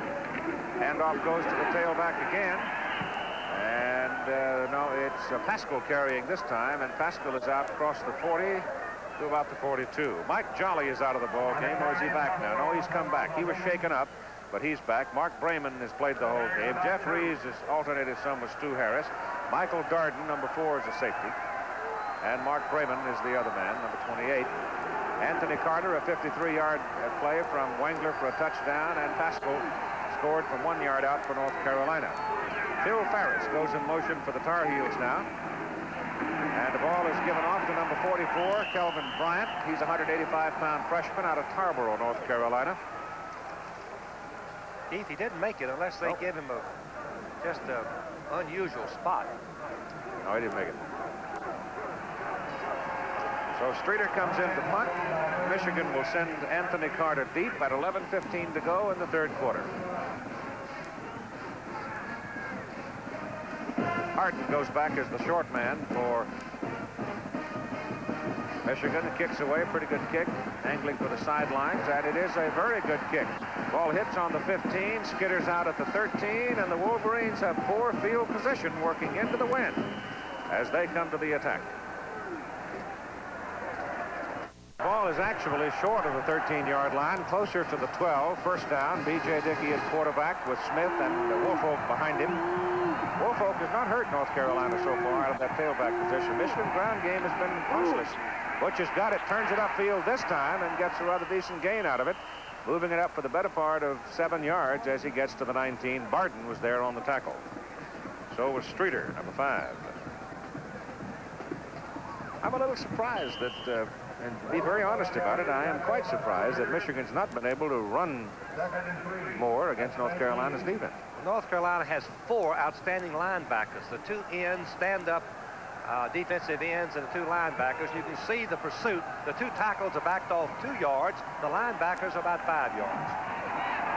Dickey sends his fullback up the middle, and Smith breaks it big and gets a Michigan first down. And I'll tell you, Roosevelt wasn't that far from really taking off. Brought down by Larry Winters. One of the best plays in football is the fullback trap. The left guard, as Becca pulled and trapped, Roosevelt Smith comes right up the middle. Excuse me, there's Arbesnik pulled, number 64. Ball is at the 39-yard line, first down for Michigan. They lead 9-7 in this ball game. Dickey on an option. Has to turn it back into the middle, and he runs right into Donnell Thompson, and he stops after about 2 yards. And here's David Dials with the hospital list. All right, I just talked with Dr. Gerald O'Connor, the Michigan team physician. He tells me that Turgovich and Wangler have injuries to their ligaments, will probably have surgery, will definitely not be back. Mike Jolly had his bell rung. They're watching him and hopeful that he can get back into the game. Okay, David. Second down and 8 for the Wolverines at their own 41. Dickey back to throw it. Going deep. Clayton's out there. Incomplete. And that's good defense on the play by number 26, David Singleton. He was on him all the way. Well, when you take the receiver on the boundary and just send him on a fly pattern, it's very easy for the halfback to cover him. He has deep responsibility. And you can see Singleton, number 28, perfect position, good play, incomplete pass. It'll be third down and 8 from the 41 for Michigan.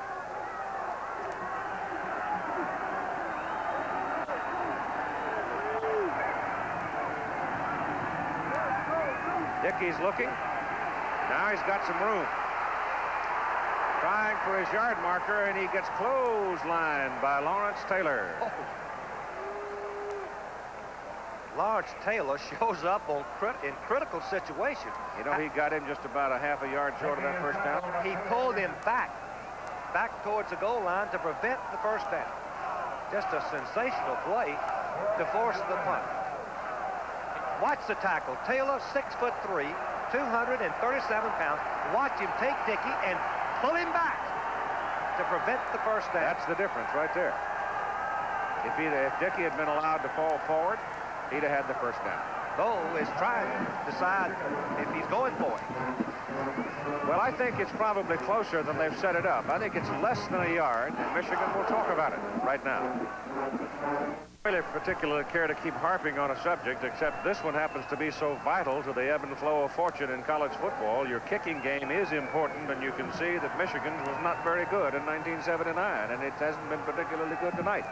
Though a good many of Virgil's punts tonight have been into the wind. He gets the good snap. Oh, this time he hits it down. Well, bless his heart, he finally got one. Barton goes back to the 7, picks it up, and comes back to about the 14. And there's a penalty flag back there, and it might be against Carolina for a little clip. The first thing is that Barton should not have handled the punt. You teach your safety to stand on the 10-yard line. If the ball goes over your head, let it go. 9 out of 10 of them will go over the end zone line. Yep, that's what it is. It looks like it's Barton down on the field. So let's have a look at the replay and pick up the clip. Let's watch the right side of the picture and see if we can tell. There it is, right there on the bottom of your screen. Rolled right across the back of his legs. And, of course, it's just unnecessary. When you're in poor position to block, you teach your players, don't clip, let him make the tackle. Look where the mistake put North Carolina's offensive unit. Where they've got to be very careful. They've fumbled it away one time in the ball game tonight. I guess that's the only turnover we've had in the ball game. And Barton is walking off the field under his own power. That's good news for North Carolina fans. Very durable fellow. 8:22 to go in the third quarter. Michigan still sitting on that 2-point lead, 9-7. Neither team has had a threat here in the second half.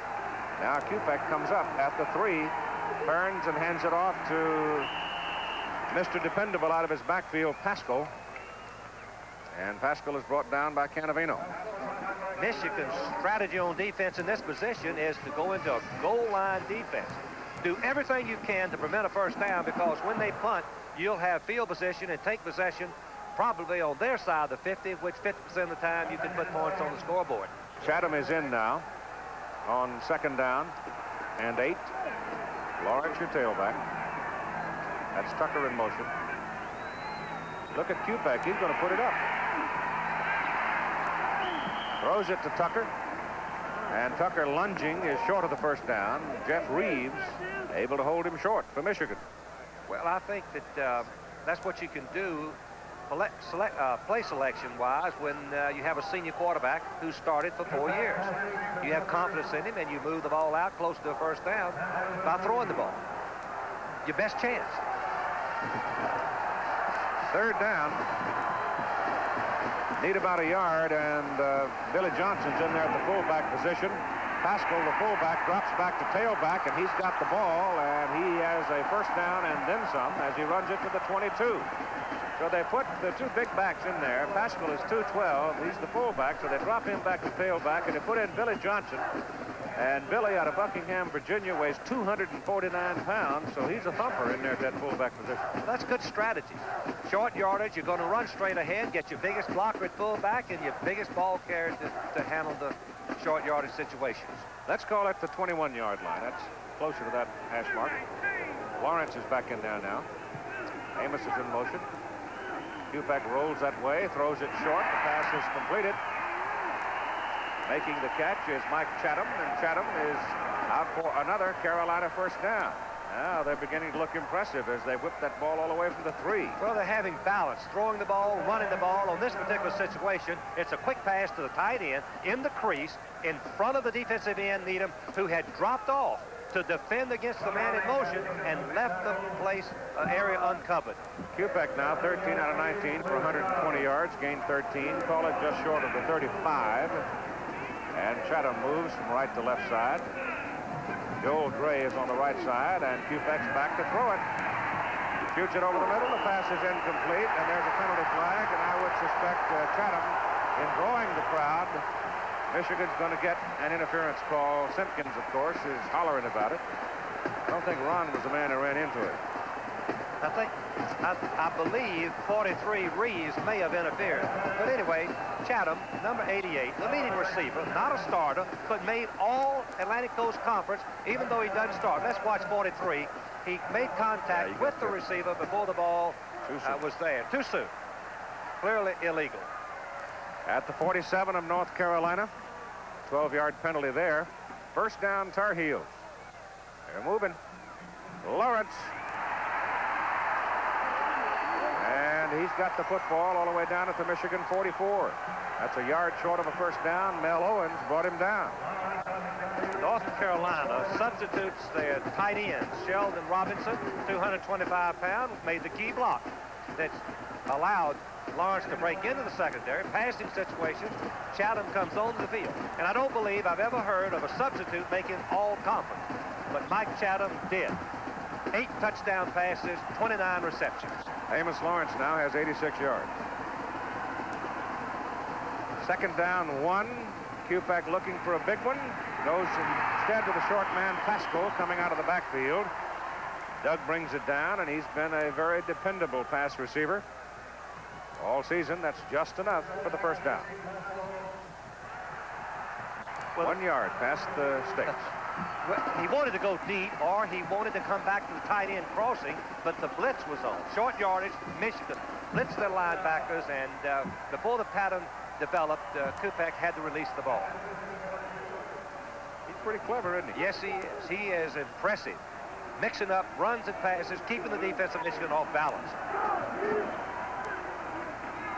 That's Lawerence.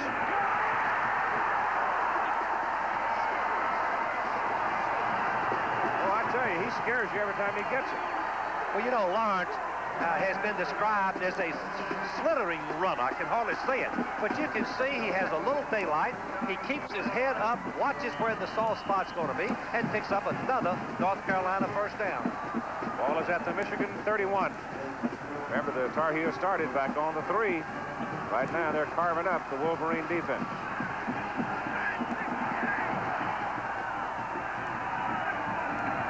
Pascal.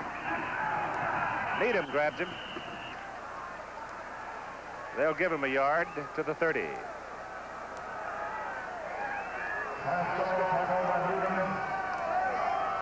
Look at Amos Lawerence, 1697 yards. Michigan defense has only allowed 3 runners to gain 100 yards in the last 3 years. That is really impressive. Well, the weather's cool. Almost ideal playing conditions. Could do with a little less wind. I don't think anybody ought to be getting too tired, though Michigan's defense has been out there a long time tonight, played a lot. Kupak throws it to the sidelines to Tucker. Tucker is out of bounds, and I think he might be just short of the stake. Be close. Yep. It's impressive. Really impressive. This little play action passes or possession type passes, high percentage, low risk, very low calculated risk, putting the ball in the air to the man in motion right on the boundary, particularly when there's no one there to defend against them. Michigan did not adjust their defense. Tucker went in motion, turned up the field. Kupak was right on target. It'll be third down and a couple of inches for the first down as the ball is down at the Michigan 21. And Johnson, who you might expect, the fullback, comes into the game, and Lawerence goes out, and Pascal goes to tailback. Billy, he's a pound short of 250. He's got it. Boom, over the middle he goes like a fallen tree. First down. He's not a bad runner. No, he's not. Himself. He's the 3rd leading ball carrier.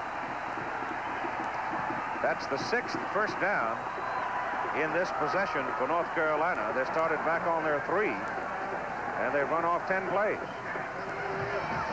3:50 to go in the 3rd quarter. Michigan sitting on a 2-point lead, 9-7. At the Wolverine 19. That's Pascal in motion. Lawerence trying to find him, to run behind him. Amos cuts it inside and gets it to the 14 for 7 yards.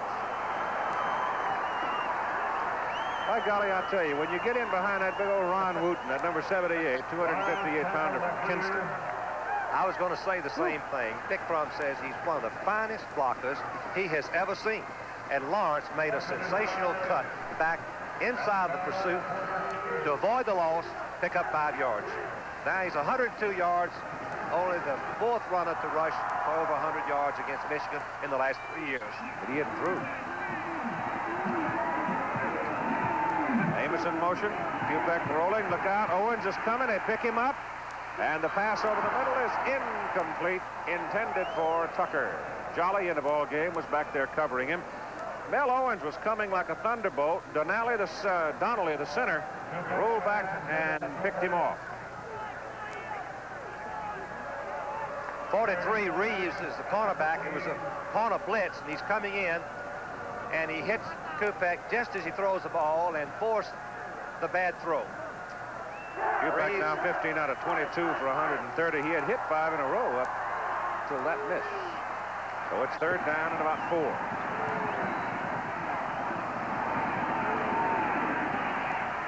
Pass is caught. And it's 1st down and goal to go. North Carolina as Mike Chatham, the junior from Elkin, puts it down at the Michigan 6. You're going to see Kubek thread a needle. Chatham only had a step advantage, and Kubek on the run, being rushed by Needham 83, rifles the ball right on target, and Chatham shows why he was all conference, even though he's a substitute. Does not start. Goal line defense for Michigan, and Kubek on a roll. There's nobody to throw to. He tries to unload it, but he was out of bounds before he got rid of the ball. So there's a loss on that play back to the 12-yard line. Curtis Greer was the man that kept herding him to the sideline. He had 2 men in the end zone, but he couldn't find either one of them. Well, there's a good reason for it, too. Yes, when you're rolling out to the left and then you're rushed, it's hard to look back and throw back against the grain. And Kubek is just trying to avoid the loss since he had 1st down. On the 6th. On the 6th, that's right. Boy, that's a tough break for him. Mistake that they did not want to happen to him. Let's see if they go to Chatham, who has caught 8 touchdown passes in the last 8 games. Bill Ferris is wide to the right side this time. 2nd down and goal from outside the 12. Bryant in and tailback in motion. Into the corner. Ferris, touchdown.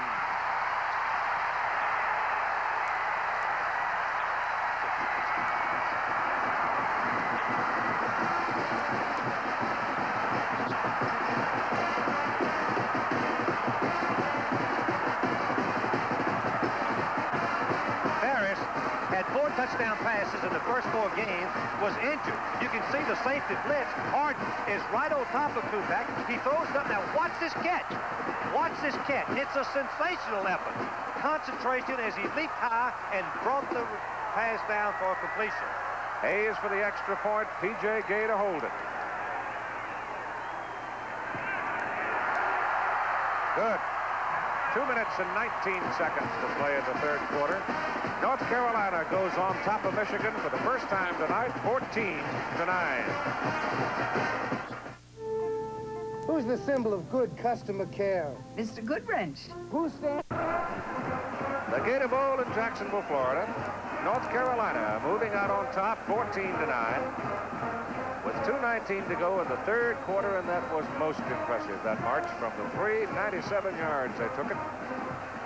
Got the touchdown. 14 plays, and get this, 49 yards passing, 48 yards rushing. What balance. And a great catch for that young man right there, Phil Ferris. All right, Cade and Carter are deep. Hayes will kick it off with a wind. Michigan will have the wind in the final quarter. Remember that. Deep in the end zone. Carter will let it go. It'll be Michigan 1st down up at its own 20-yard line to have another look at the touchdown now as Kubek makes a good solid throw under heavy pressure and Ferris makes a fine catch. Safety man Harden, all Big Ten, is putting the rush on. He throws off balance. Kubek does, but watch this catch. Sensational leap, concentration, controls the ball, falls for the touchdown. What a play. Man-for-man coverage. Smith at fullback, Woolfolk at tailback, B.J. Dickey the quarterback, Wengler out with a knee injury, Turgeback out with a knee injury. Ball is handed off to the fullback, and Roosevelt Smith has a yard. And the big guy down at the bottom is Donnell Thompson, 76. They haven't moved him out of there all night long. He is 6'5", 245 pounds with quickness and speed and strength. He's played sensationally so far tonight.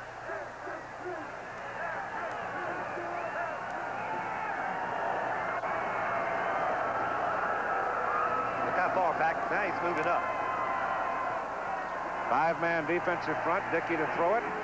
Swings it out to Woolfolk on the screen. Butch dives for the 30, and he got there. So it'll be a first down as Buddy Curry made the defensive play for Carolina. Minute 34 to go in the third quarter. The wind continues to blow at a little better than 20 miles an hour. Butch Woolfolk, who was on the receiving end of that pass, had gains this fall of 92, 58, 41, 37, 30, and 30 yards, simply because he has blazing speed first and second and third in the Big Ten in the 100-meter and 200-meter. Been pretty well collared tonight, though. Yes, he has.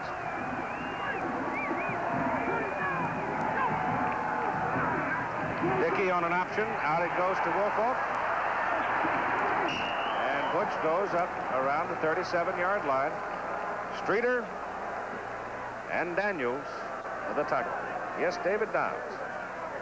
Turgovic, the young man near me here, told me he heard something pop on the North Carolina touchdown, and he said that one of his own teammates, Curtis Greer, fell on him. He heard something pop. It is a ligament injury. He does not know yet whether he will require surgery. He does know that he has 1 year of eligibility left, and that's what he's looking forward to. Back upstairs. Thank you, Dave. Second down, about 2. Woolfolk looking for the outside. He's got it. He's got the first down. We're going to mark him out around the 42-yard line. Larry Winters on the play, and there's the time remaining in the third period with the clock stopping at 25 seconds to go. The clock stops when they move the chains. Once the chains are in place, the referee whistles back into movement, and then you have 25 seconds to snap the ball. Stanley Edwards is back in the lineup now. He's at fullback.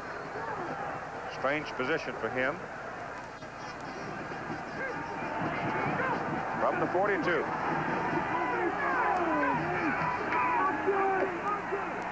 Dickey on the option. DJ dives it up to the 45. And that'll do it for the third quarter. And our cameraman Charlie Mitchell floating over the Gator Bowl in Jacksonville. It is second down and 7 yards to go, and B.J. Dickey is looking for Doug Marsh, and it is picked off. Intercepted by Winters, and Winters runs the football deep into Michigan territory. First down, Tar Heels at the Wolverine 37. The first turnover by Michigan.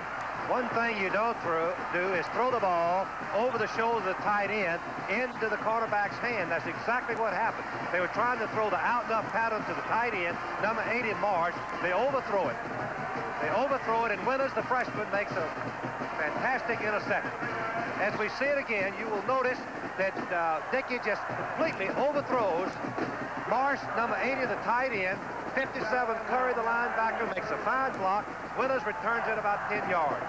And the Tar Heels are on the move with Amos Lawrence. Rolling to the 35-yard line. Down in the bottom of it is Mel Owens. 3 quarters of play, and here's what it looks like in statistics. Well, North Carolina has jumped way out in front in first downs because 7 were made in that drive of 97 yards. Yardage 336 to 301. Time about the same. Still just 1 turnover in the game.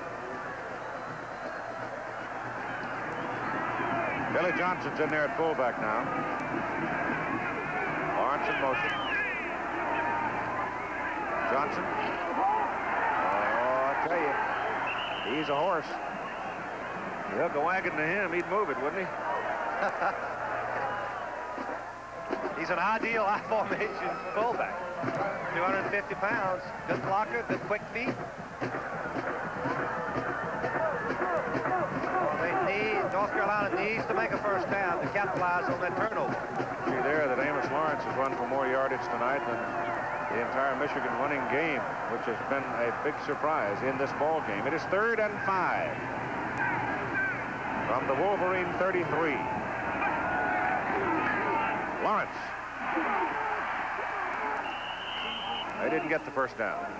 But he's close enough, I think, for them to go for it on fourth. It's about a yard and a half. It appears to be about a yard.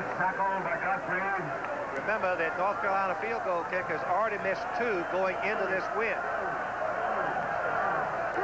Ball's marked right on the 29. Got to go close to the 27. Get his first down. Pascal comes back in. Richardson comes in.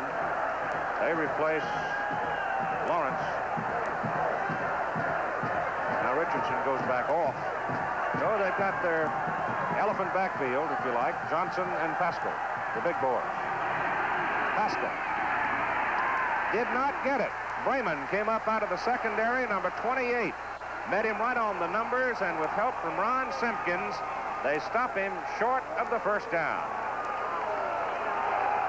When you fire the quarterback inside, which is the defense that they called, it was perfect timing because the quarterback fired inside the defensive end, Owens, number 53, and tackled Pascal right at the line of scrimmage. A big, big play.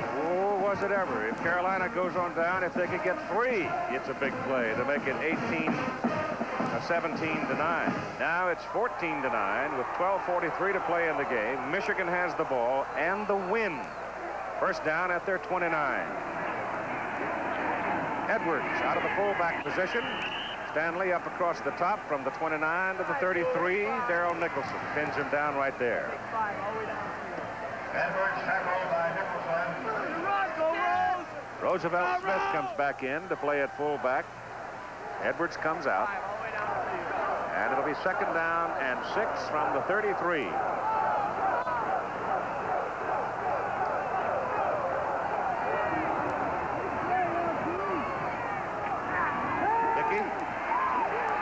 Over the middle with it. Intercepted. Oh, he missed his man completely. It is picked off by Nicholson, the linebacker, and Carolina is cooking again, deep in Michigan territory. Singleton. It was Singleton who picked it off, wasn't it? I believe it was Nicholson. Was it Nicholson? Singleton and Nicholson both there, one's 26, one's 29, and it was the linebacker who had dropped back. Well, you're going to see the fake, and the Dickey's trying to hit Marsh, the tight end, on the crossing pattern. Watch the high throw. Way over his head. Linebacker. Right there. Nicholson, not much of a fullback, but still making a good run out of it.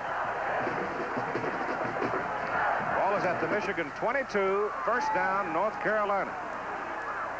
And Kupek, who's had a big night, is hit from behind by Owens. And the ball bouncing around, what'd they call? They called fumble. They did not, the referee did not call it an incomplete pass. It's Michigan's ball. I'd like to see that again. Well, let's look at it. Let's see if wow. Pretty close.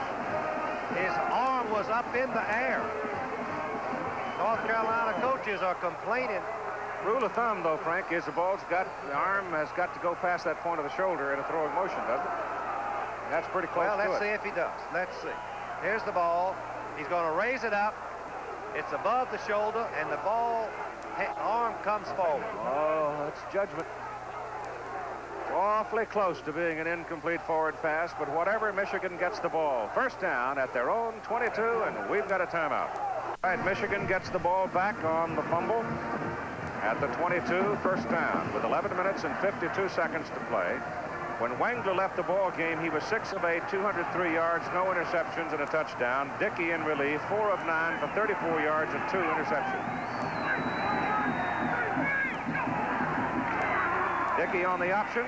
Outside it goes to Woolfolk. Butch around the corner. 25 and 29. Picked up 9. Let's go back to the play where Kupek is trying to throw the ball. Is it a fumble or is it a pass? Remember that if the quarterback gets his arm above his shoulder and has any forward motion, it's an incomplete pass. You be the judge. And Keith, as you mentioned, it could be the key play of the ball game. I'm glad I didn't have to make the call, frankly. I am too. Very much like the uproar that came after the USC Notre Dame play a season ago. That's Roosevelt Smith. Fumble, Carolina gets it.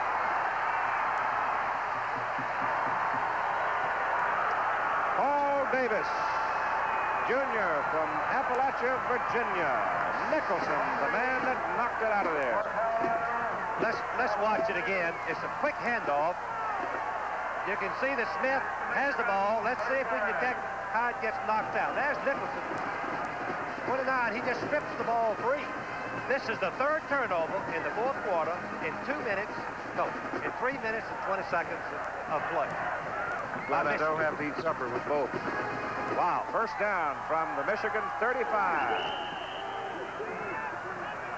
You know, one thing, Keith, I just want to say that Bo Schembechler does the best job in the world of teaching his defense after a sudden exchange, when adversity hits, to come out on that field, fired up, and get the ball back to the offense, and he's done it twice. Gain of a yard by Lawerence.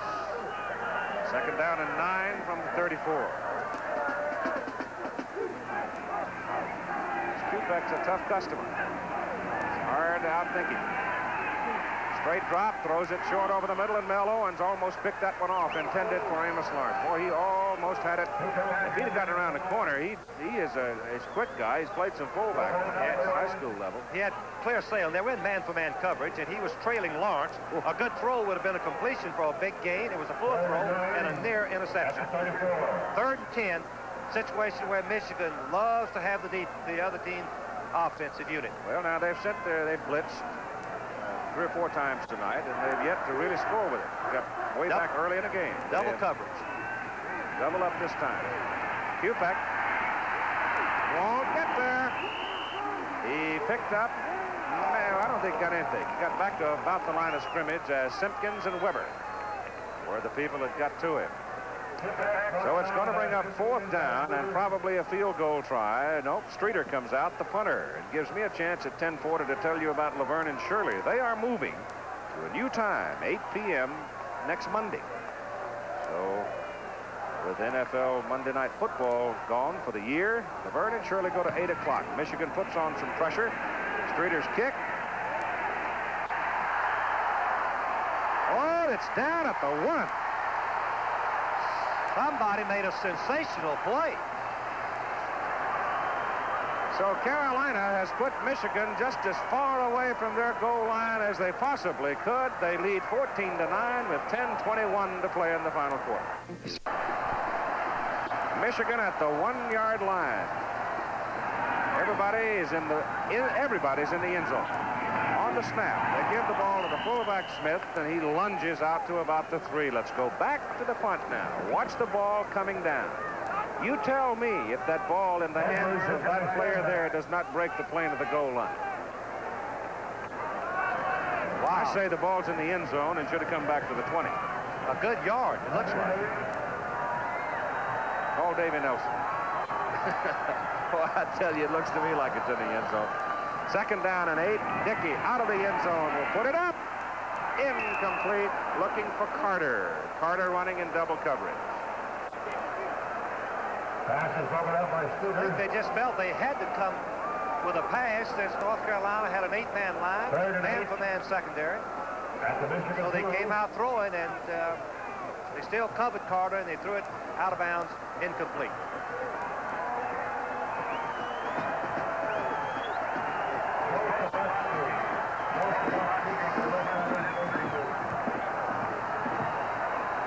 Carter and Clayton are wide. Clayton's over there with single coverage on him. Dickey getting pressure. Throws it. Carter's got it. Got a first down. Nope. They call him out of bounds. Oh, my goodness. Schembechler is roaring down the sideline. They called him out of bounds. They called him out when he caught it. You think Bo Schembechler in the fighter? He is. Let's look at it from the end zone. Let's see if we can detect if he had 1 foot, in fact, in bounds. That's the Michigan 2. It's an excellent throw. Well, you can't tell because that Carolina player shields it. He must have been standing on the sidelines when he caught it. Now, you can't see it from that angle. Well, let's see about this one. One of the toughest things to do is to punt this close. We'll look at it after the punt. Out of the end zone, Virgil hits Spinner upfield, and it is taken by Winters. And Winters Runs it back down to about the 33-yard line. Now let's look again at Anthony Carter. Carter is just hooking up right in on the boundary. The people on the... No, he stepped on the side. His left foot is on the boundary. Good call. By golly, been riding him a little bit lately. I'll give him credit for that one. That was a good call. Fisher was right on top of that play.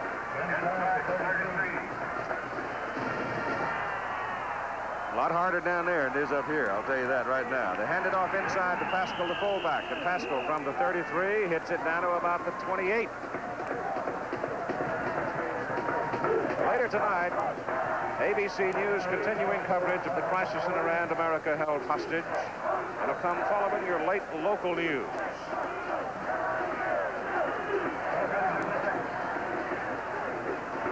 Second down, long 5. There's that little short pass whipped in there and caught. And it's going to be a first down for North Carolina inside the 18-yard line. Coming up from the bottom of the stack is Jeff Gray, and it was Jeff Gray who made a big play that led to Carolina's first touchdown.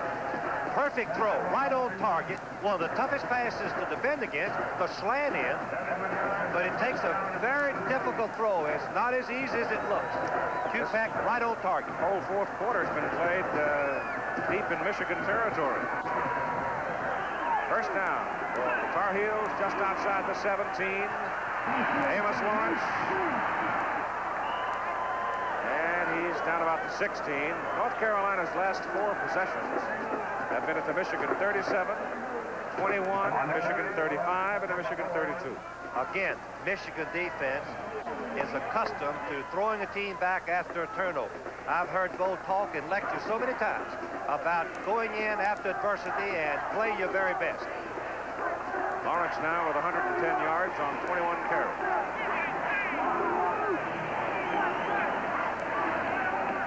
That's Pascal.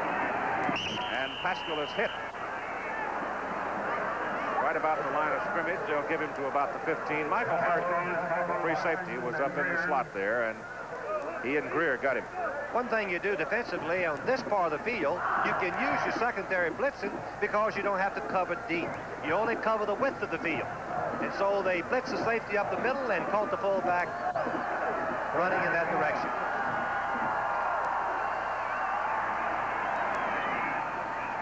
On third down, the pass is thrown in behind Gray, incomplete.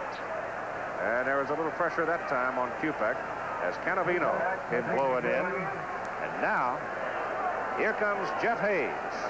With 7 minutes and 34 seconds to play in the ball game, the North Carolina place kicker has a chance to give North Carolina an 8-point lead. I don't want to jinx him, but he's missed 2 taking into the win in the first quarter. Well, he has missed from 42, 32, 53. This is a 32-yarder out of P.J. Gay's hold. A lot of leg. Good.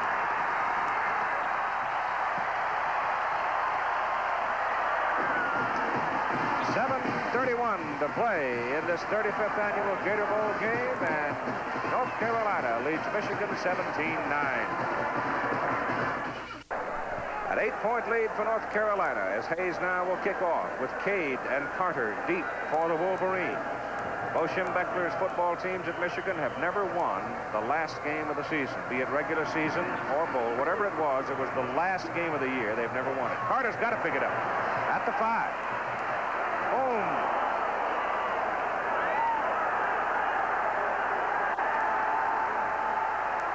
Rocky White. Penalty flag thrown. Might be a dead ball foul here. Let's watch Carter. He gets green right there by 3 North Carolina players. Michigan has thrown for 2 interceptions this half, fumbled the ball deep on their end of the field. The defense stopped them on all 3 occasions. Foul is against Carolina. Watch on the right-hand part of the screen. It looks like Spirit. No? Over on the... No. I think what happened was that one of the tacklers clotheslined it, didn't he? I believe it's right over here. 80 hit 84 or vice versa. I believe he got confused again. Michigan. Yeah, he pointed the other way against Carolina, but it's against Michigan. So Marsh, that is inexcusable. Trailing by 8 points to back his team up, and a dead ball foul. First down and 20. Mike Wilshire of North Carolina getting into it over there with Doug Marsh. And I don't know who threw the first one, but Marsh was one got caught. Oh, sometimes it's one hit second. That's right. 10-yard line. First down, Michigan, with 7:26 to go, and they're going to run out of time pretty soon as Stan Edwards runs it out to about the 15, or the better part of 5 yards. The biggest surprise is the lack of rushing by Michigan in this ball game. That really surprised me. Really was. You know that North Carolina has gained 322 yards in the ball game. They've gained 161 on the ground and 161 in the air. Would you call that balance? Just perfect. Well, it depends. If the score doesn't change, I'd say I'd agree with you. It's a very quick, good, solid football team that Dick Crumb's put together. Dickey on the option. Oh, look at this. B.J. Dickey runs the football out to the 33-yard line for a first down. Steve Streeter brought him down. When we see it again, you'll see the option play, and the end's going to run up the field. The defensive end runs up the field. Daniels, number 47, and of course, Dickey is taught to keep the ball inside. Linebacker Curry overruns the play. Finally, Streeter, the safety man, makes the tackle. Smith is in at fullback after Stan Edwards missed that block. Here's a pitch to Woolfolk, reverse it to Carter. Carter wants to throw it, gets it off downfield, and it is penalty, North Carolina. Ralph Clayton was not given an opportunity by David Singleton to get back to the ball. Did you see that Carter kid jump up in the air and throw that Harry Gilmer type thing downfield? Carter on this play, it's a reverse pass. A good call in this situation. Hits the ball to Woolfolk. He's going to hand the ball to Carter. Carter is rushed right here. He's going to leap like he's going to dunk the basketball. He throws, and let's watch the interference. Singleton, if he has his back, if the defender has his back to the pass, he cannot make contact with the receiver. This he did. He reached out and grabbed him with his left hand. It's a 42-yard penalty. And it's first down Michigan at the North Carolina 26.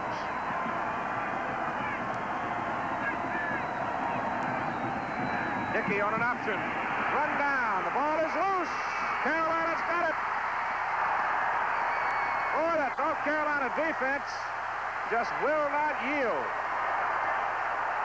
Lawerence Taylor. In defense of Dickey, he has not played since middle October, but you should never pitch the ball when Daniels, number 47, hits it from the back, but you don't pitch the ball when you're in the grasp of a defender. You take your loss and line up on next down. As we look at it again, watch Daniels, number 47, who plays the weak side in, come all the way across the backfield, and he's going to grasp Dickey as he tries to pitch the ball. He should not have pitched. And Carolina has it back at their own 35. Kupek gives to Lawerence. Amos has one. Second down and 9 coming. Clock running, coming up on 6 minutes to play in the football game. And remember, the ABC News special continuing coverage of the Iran crisis. America held hostage follows your local news tonight. Football game coming up on midnight Eastern time. But your local news will follow the football game, and then we'll continue our coverage of the Iranian crisis. The pass, no good. Chatham did not have a hold of it inbound. But boy, I tell you, he's got sticky fingers, doesn't he? He does, and Needham, number 83, is going to make a sensational defensive play. Watch Needham as he is covering Chatham in the flat, man for man, and you'll watch him have to force the deep, wide throw, high throw, out over the outstretched arms of Chatham, but he pulls it in, but not before he... Pretty close. Yeah. Don't believe he's got control when he touches the boundary. Nope. 3rd down and 9. And that's short of the first down by about a yard. Just a little bit short by Amos Lawerence. Here's David Downs. The man on the ground is Dr. Robert Anderson, one of the Michigan team physicians. He was hit as that last pass went out of bounds, and he appears to be conscious, but he is shaken up quite badly. And we can report with absolute certainty that there has been slugging in the Gator Bowl this year, and Doug Marsh, Michigan's fine tight end, number 80, has been disqualified from the game. And Streeter into punt, hangs one up into the wind, hitting it toward the sideline, and knocks it out of bounds at the 26-yard line of Michigan. So the Wolverines get the ball one more time with 4:59 to play in the game. Streeter kicking out at the Michigan. The Gator Bowl in Jacksonville, Florida, sitting alongside the St. John River, and Michigan now with the ball for the 6th time in the 4th quarter. First down at their own 26-yard line. B.J. Dickey's pass over the middle is caught by the tailback Woolfolk, and he's hit almost instantly at the 32. They might give him to the 33. Michigan in the 4th quarter has had, prior to this possession, the ball 5 times. They've run off 11 plays. They've had 4 turnovers. Just don't believe that Dickey, without the practice, having been injured with a shoulder separation in October, has the ability to bring him from behind as Wangler would have. 2nd down and long 2. Woolfolk has the first down as he runs the football out to the 42-yard line. Clock stops now to move the chains at 4:18 to play in the game. North Carolina 17 and Michigan 9. Woolfolk now on 15 carries with 62 yards in the game. Carter and Clayton are the wide people. Marsh, remember, has been kicked out. Betts is in at tight end. Dickey to throw it. He's got. Betts catches it. And Norm's still going. Betts is inside the 40. Clayton was out there all by his lonesome. And I wasn't sure whether or not Dickey was trying to throw it to Betts or throw it to Clayton. Well, one of the toughest passes to defend against is a tight end cross after the linebackers have gone to the left with a fake of the running play. But watch this great effort, second effort by sophomore Norm Betts, number 82, and he's not going down. He is 230 pounds, and finally Levin Barton comes across and wrestles him to the ground. Just inside the Carolina 40, first down for the Wolverines. The ball goes to Woolfolk, the tailback, and Woolfolk is over the middle and a penalty flag thrown. Umpire threw it. Holding Michigan. That's a major. 3:40 to play in the game. Woolfolk had about 7 yards, maybe 8, over the middle. One of the interior linemen caught holding. Michigan has made so many mistakes in their offensive play tonight. That's the 5th major penalty. 8 flags, 92 yards. They lost their starting quarterback and their starting middle guard and snapper to knee injuries. And the clock starts. And the tight end was kicked out in the slugging incident. One of the team doctors run over. It's been a hard night for the Wolverines. 3.5 minutes to play in the football game. Carolina almost jumping. Dickey back to throw, throws it short to Woolfolk, the tailback. And they move it from the Michigan 48 down to the North Carolina 46 for 6 yards. They've got to go inside the North Carolina 30 to get the first down. Receiver, tackle McCurry. Program an exclusive presentation of ABC Sports at midnight. Let's pause 5 seconds to allow our local stations to identify themselves. This is WXYZ TV, Channel 7, Detroit.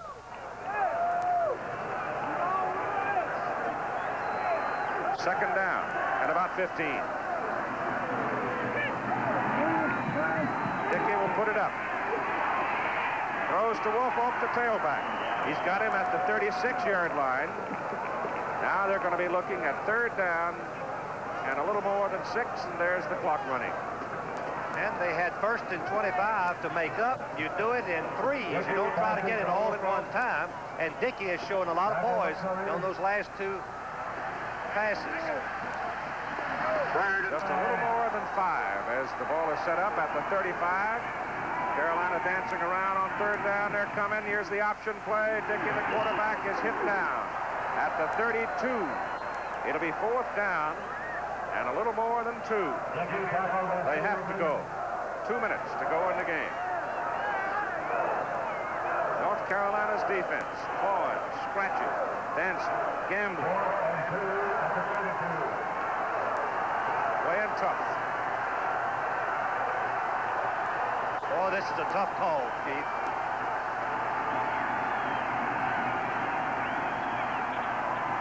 Got to run the option. Dickey goes to Woolfolk. Dives. That's close. He's got it. He's got it.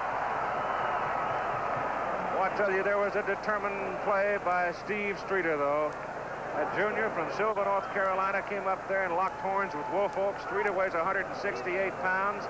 Woolfolk weighs 207 pounds.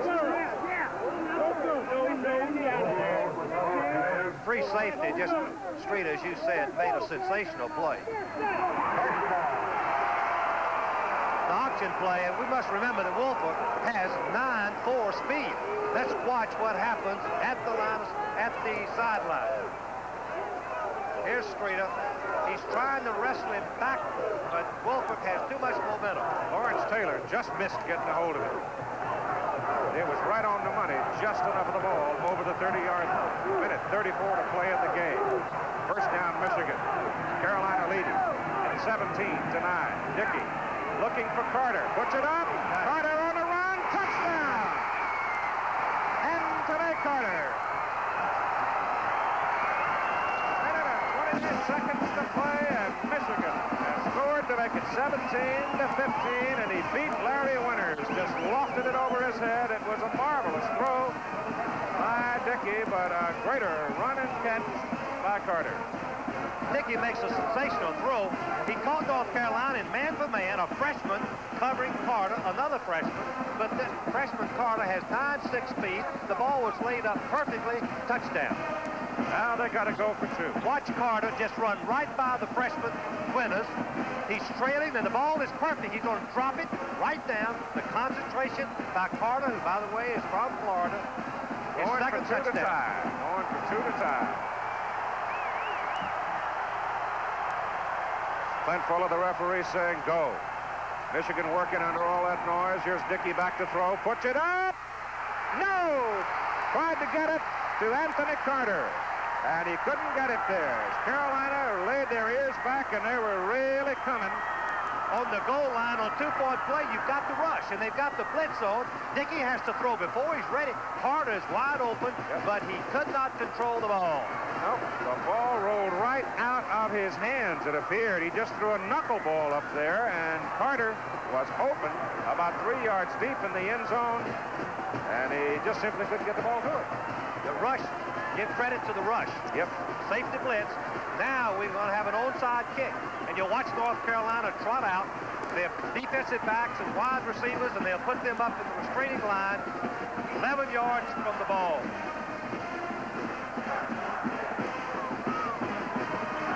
Well, it's ended. Been a heck of a ball game. It really has.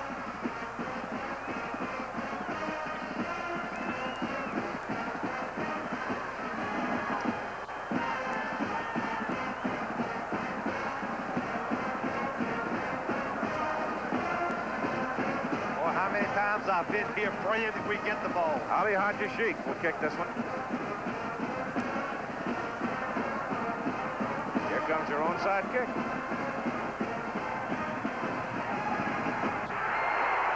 He touched the ball too quick, Keith. Short of the 10 yards. Defense, the kicking team. Short of the 10 yards. He touched the ball before it crossed the 50-yard line. If he'd waited about 1 foot, 1 fraction of a second longer, 1 foot was the difference. One official definitely called it that way if he doesn't get talked out of it. Time. It is North Carolina's ball. Let's watch the replay as Michigan shifts their defense over to the left. All their men covering. Watch 30 touch the ball before he touches the line. Beautiful camera work. The ball has to go 10 yards before it becomes a legal kick. Looked like Tony Leone was the man that grabbed it. And so North Carolina has the football at the Michigan 49. A minute 28 to play in the football game. And possibly the victory. Well, the Atlantic Coast Conference, surprisingly to many, had the best non-conference record of any league in the country.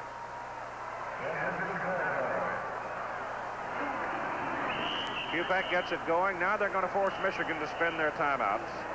And the Wolverines call one right here. With 1:24 to play in the game, Michigan can stop the clock one more time. They have one timeout remaining. All right, we're ready to play football with a 1:24 showing on the clock.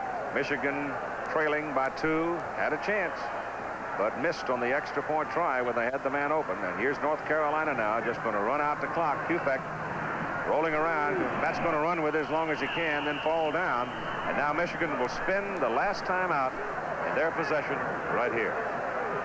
As we look at the attempted two-point conversion, you're going to see the rush. And that is the key. Donnell Thompson, number 76, and the safety. And watch Carter. He's open.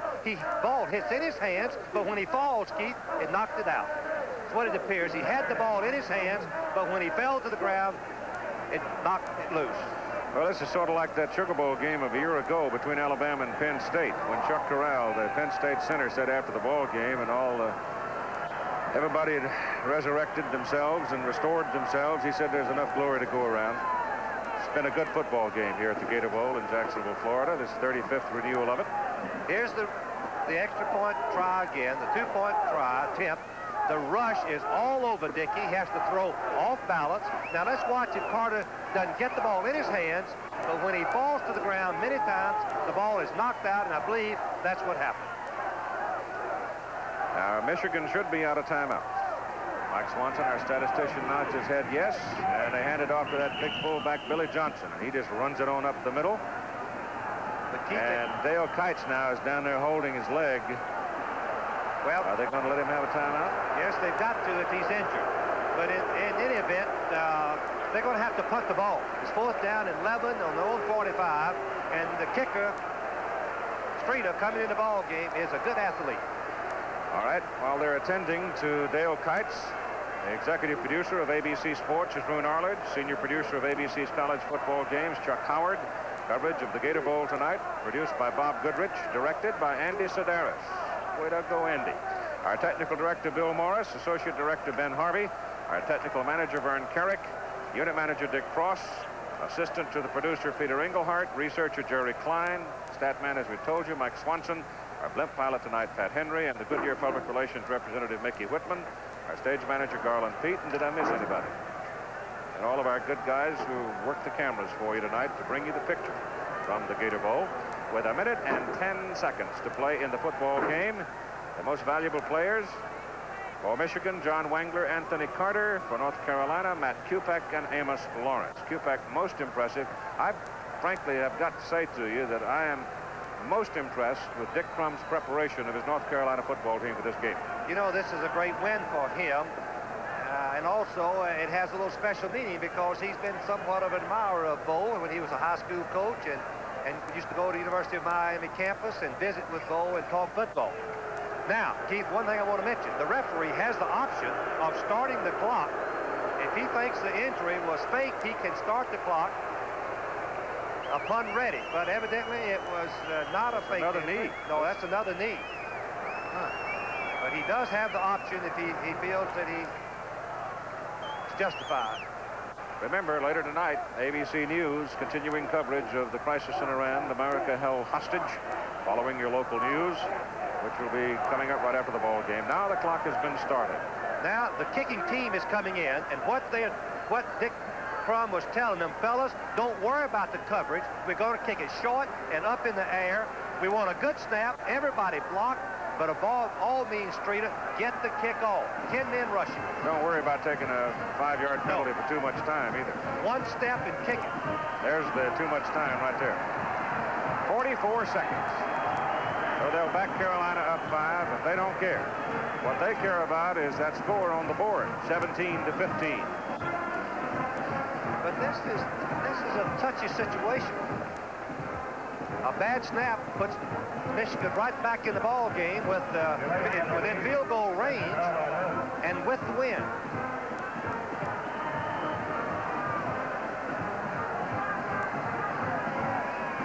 Carter's deep.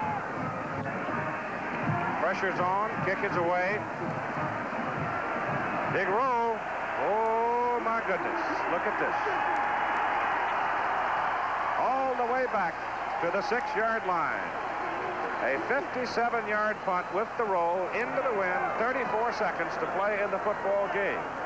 1 year ago, Clemson from the Atlantic Coast Conference beat Ohio State from the Big Ten 17-15.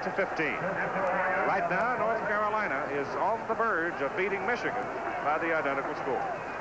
Dick Crum, as you mentioned, has had his team expertly prepared. His coaches say that he really relates to his players. He's low-key, soft-spoken, easy to talk to, but creates an atmosphere of a friend to each of the players. Dickey out of the end zone. Goes short to Woelfel. Switches out to the 15, short of the first down. Remember, Michigan with no more timeouts remaining. Got to get beyond the first down marker in order to stop the clock. We're now inside 20 seconds.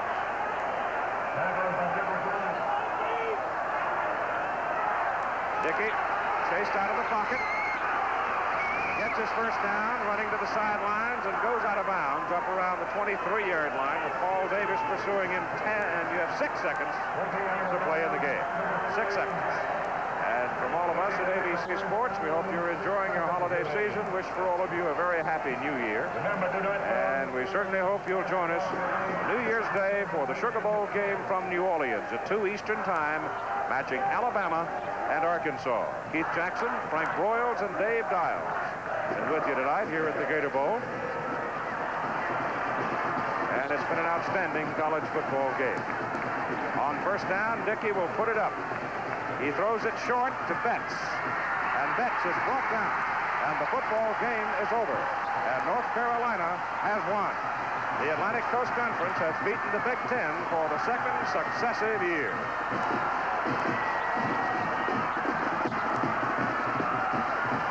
Carolina with a gritty defense. A very flexible, imaginative offense beats Michigan. For those parents. Promotional fee paid by United Airlines. More people fly United to Hawaii than any other airline. This has been a presentation of The Leader. ABC Sports, bringing you exclusive coverage when the world comes to America this February for the 1980